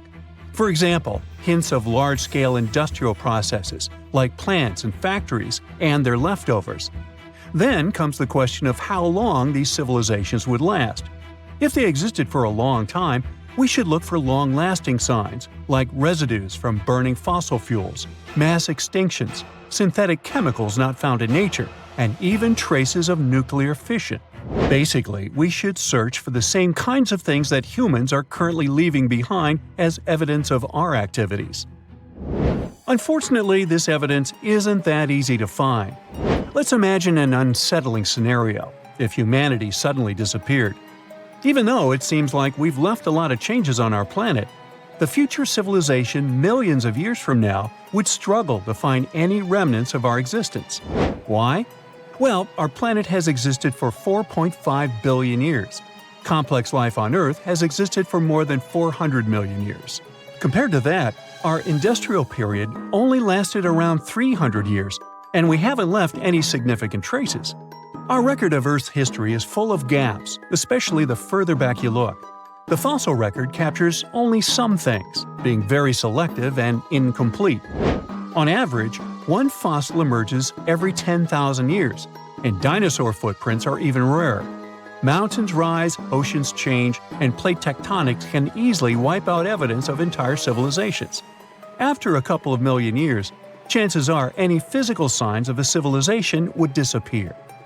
In order to find at least something, we have to look for things like odd sediment patterns or unusual isotopic ratios. Also, fossils mostly form in water, leaving us in the dark about creatures on land or in the jungles. So even if there was a technologically advanced society millions of years in the past, and even if they were far more advanced than us, we might struggle to find any clues of its existence. Frank and Schmidt try to understand how we could ever hope to spot signs of them. Discovering actual cities would be the ultimate proof of a Silurian-style civilization on Earth. But Adam Frank isn't too optimistic. Even now, our cities cover less than 3% of the surface, making it easy to miss ancient city ruins. Whether a city survives over tens of millions of years depends on whether the land around it is sinking, getting locked into a rock, or rising, getting worn away by rain and wind. So, places like the French Quarter in New Orleans might have a better shot of making it into the geologic record than, say, Haight-Ashbury in San Francisco. When it comes to finding artifacts, the odds are pretty slim as well. No prehistoric iPhone would survive millions of years, fancy glass or not. Finding their fossilized remnants might be a bit more promising, but it's still tricky. Considering modern humans have only been around for about 100,000 years, it's quite possible that we might overlook any traces of an earlier advanced species. There is one thing, though. We could stumble upon their traces in rocks. Our current chaotic era might leave a distinct mark on the Earth's geological history, especially since we're basically experiencing PTM 2.0. I'll get to that in a moment. So they try to look at the changes in the carbon cycle. Humans have been releasing a lot of fossil carbon since the 18th century. This leaves a special mark in the carbon isotope ratio, like a signature that shows the difference between carbon in living things, such as seashells, and carbon in lifeless volcanic rock. Scientists also look for signs in the way sediments are arranged. Large coastal deltas might mean that there were bigger rivers made by folks in this hypothetical civilization. Traces of nitrogen could suggest big-scale farming, where they used a lot of fertilizer. Spikes in metal levels in the sediment could mean runoff from heavy industries. Of course, a single find like that wouldn't tell us anything. Schmidt says the key is to look for multiple signs together. Without clear artifacts, the uniqueness of an event might show in various clues rather than a set of changes linked to a single cause. On a quest for Silurian-style clues, scientists even decided to check the Moon. Some astronomers find it surprising that no one has looked into this before. They even joked about the possibility of dinosaurs building rockets and leaving traces on the Moon or other celestial bodies. These astronomers think that Earth-like planets tend to erase signs of civilizations on their surfaces. So they're exploring the wild notion that these beings might have been space travelers. In that case, remnants of their technology, known as technosignatures, could be lurking not only on our Moon but also on asteroids, or even buried on Mars. There they might endure for millions or even billions of years. Unfortunately, so far, despite digging into the past 380 million years and examining all suspicious events, the researchers haven't found a clear match for a technological civilization. They don't give up, though. Frank calls for more investigation. For example, we could study how modern industrial chemicals stick around in ocean sediments. This, he believes, could help us identify similar chemical traces in the Earth's history. If there are no traces, why do we even bother to find something like that? This research is based on Schmidt and Frank's recent papers. They were delving into the Anthropocene. It's the proposed epoch, dominated by human activities on Earth. It's full of these things called hyperthermals. They're prehistoric events when temperatures on Earth sharply increased over a relatively short time. They're like extreme heat waves from the past. A great example of this is the Paleocene-Eocene thermal maximum, or PETM for short. It happened around 55.5 million years ago and saw a rapid rise in global temperatures. Over 200,000 years, the average temperature on Earth jumped from about 9 to 14 degrees Fahrenheit. We studied these hyperthermals to understand how they occurred, from natural causes or human activities. So, these hyperthermals sparked the genesis of Frank and Schmidt's research. To study them, scientists started examining chemical signals and tracers left in rocks. When doing that, Schmidt and Frank uncovered some eerie parallels between all the climate issues we have today and past periods of rapid temperature shifts. There's a close similarity between the PETM and other hyperthermal events. So all this work isn't just about solving a historical mystery. Understanding our impact on the environment can guide us to finding better ways to live in harmony with the planet and avoid becoming a forgotten species in the future. Our Milky Way is filled with lots of planets that could be just right for life, but we don't know if there are other civilizations out there. Earth is the only place we know of with living beings. About 200 years ago, people wondered if there might be civilizations on Mars. Back then, it was a real question, but once we got pictures from space probes, we decided there wasn't any evidence for it, and that idea got stuck in our minds. Now, it's not even considered a valid topic for serious science. It's seen as kind of silly. But no one has set clear limits on what could have happened on our own planet a really long time ago. So, even if there is no proof, we shouldn't throw away the possibility. Don't forget, it took humanity a while to recognize dinosaurs. Maybe Silurians are just patiently waiting for their time. In the northeast of Thailand, a family of enormous stone whales swim through a forest. These aren't real whales, of course. They're actually a part of a 75-million-year-old rock formation. A long time ago, this part of Thailand was just a desert. The movements of the Earth's crust pushed sandstone up to create these fascinating mountains. Reachable by anyone willing to spend a day hiking up the network of trails, this landmark is becoming increasingly popular with tourists. Once you reach the back of one of the whales and look down on the endless sea of green below, you'll know why. On these hikes, you'll find waterfalls, a wide variety of exotic plants and animals, and from the very top, you can even look straight across to the neighboring country of Laos. Their shapes look just like whales swimming together. No wonder this place is called Three Whale Rocks. What a way to see Thailand on the back of a giant stone whale. While digging in a Canadian mine in March 2011, a worker made a shocking discovery. They found a nearly perfectly preserved nodosaur specimen. This extinct dinosaur weighed in at around 3,000 pounds and grew to 18 feet. Despite being over 110 million years old, the nodosaur was so well preserved that you can clearly see the heavy body armor and scaly skin that covered it. It took almost an entire year of painstaking work to uncover the incredible find. The fossil was finally unveiled in a Canadian museum in 2017. Unexpectedly, analysis of the skin showed shading that the nodosaur may have been capable of camouflage, like modern-day geckos and moths. This is in addition to the spines and scales that already make it a walking tank. Still being studied today, this nodosaur could go down as one of the most important fossils discovered in a long time. Its detail could help us to uncover even more of the mysteries of the past. The Voynich manuscript is the world's most mysterious document. Since its discovery in 1912, the manuscript has been a complete mystery to everyone that comes across it. It is heavily illustrated with strange pictures of alien plants, unknown objects, and the zodiac symbols. But the most interesting aspect of it is the writing. The language used in the text is completely indecipherable. No one knows what it says, who wrote it, or where it was written. We don't even know if it was a real, functional language or if it was just created for this one text. The drawings of different plants are equally intriguing. Most of the plants in the manuscript are identifiable as plants, but they don't match up with any known species.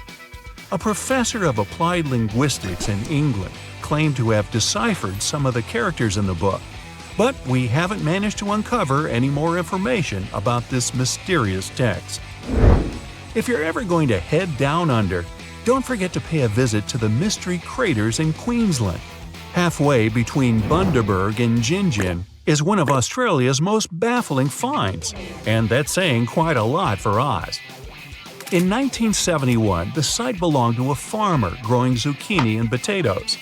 As the farmer tried to expand his farm, he kept hitting large rocks in the fields while plowing. When he took a closer look at the rocks in his way, he found marine fossils and some strange craters.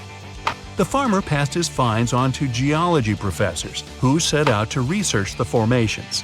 When the geologists began digging around the area, they uncovered a huge layer of sandstone and ochre stain that was completely covered with craters.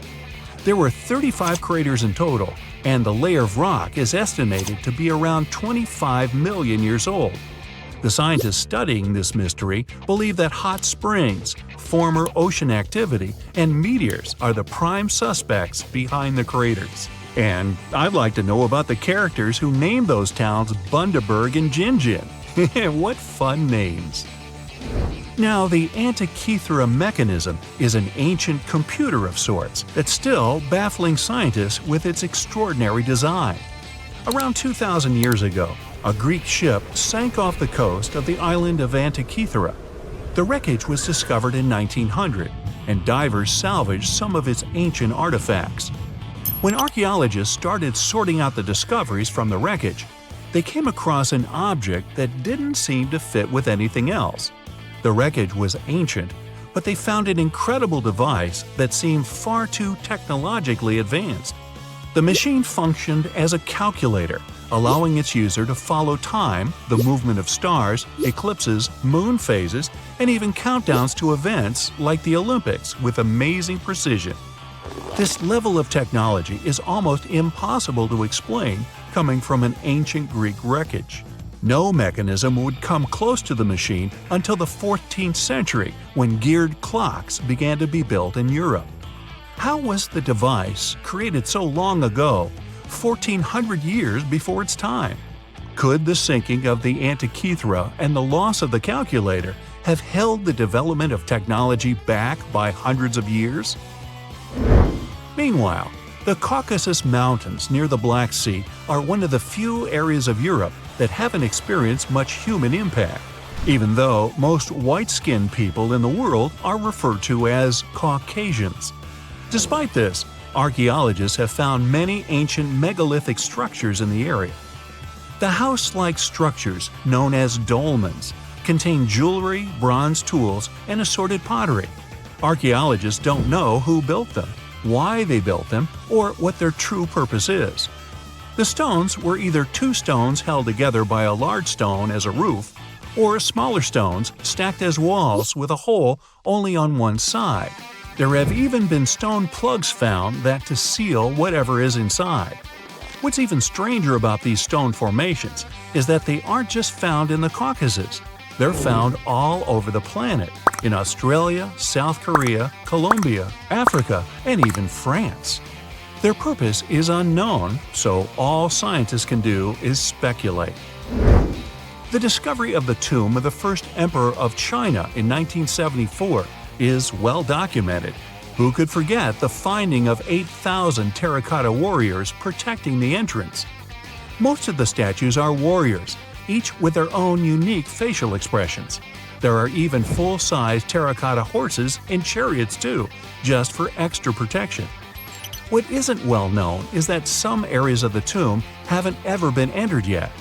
Archaeologists are very reluctant to open the site because the whole area is unstable. There might be something amazing inside, but no one wants to risk losing an amazing piece of history. Eventually, researchers will send tiny robots into the unopened tombs to give a better idea of what's inside. Until then, archaeologists have to wait a little bit longer for the secrets. In southern Costa Rica, people have discovered a collection of mysterious stone spheres. There are over 300 scattered around the landscape, and some are almost 7 feet across. No one knows their purpose or how they were produced. One thing we do know is the material they were made from: gabbro, a volcanic rock. Carving the stones into their perfect spherical shapes would have taken a lot of time and effort. Researchers think they might have been made by a now extinct group, using barely any tools. The best theory is that they used small stones to chisel away at the edges of boulders, before using sand to smooth the sides.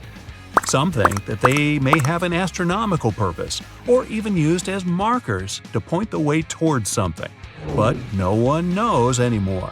Their significance is lost with the civilization that created them. Off the southern tip of Japan, and 75 miles from Taiwan, lies the Yanaguni Formation.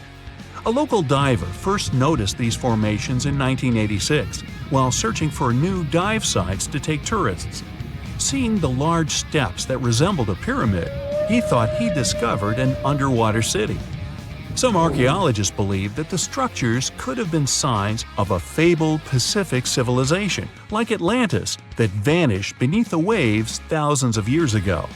There are also reports of marks in the stone, suggesting quarry work. Some people even claim that there were faded images of humans and animals carved into the stone. None of this is backed with much evidence, though. Most experts believe that the formation is natural, and the symmetry of the rocks has been overstated. They are not as straight as reported, and it appears to be solid natural rock, rather than carved blocks. In other words, the resemblance to a sunken civilization is just a coincidence. In Turkey, archaeologists believe they might have found the oldest known architecture in the world, over 10,000 years old, according to experts. Found in an area that used to be home to ancient farming communities, these monoliths, which stood up to 18 feet high, were likely used for social events and rituals. Not much is known about them, though. These large stone structures seem to be human-shaped, with images of animals carved into them. Nearby, researchers have found signs of domestic housing, suggesting that these amazing monuments might have signaled the start of the move towards modern civilization. The Kimbaya artifacts are some of the most interesting artifacts ever found. The most curious thing about them is how closely they seem to resemble modern airplanes. They're so aerodynamic that modern scientists believe they might even be able to be used as blueprints for a functioning aircraft. In 1994, two aeronautical engineers created larger-scale models of these artifacts. They proved that the designs fly with a little help from modern engines. What's really astonishing is that these objects are possibly thousands of years older than the first airplane by the Wright brothers. Just another one of our world's fascinating mysteries.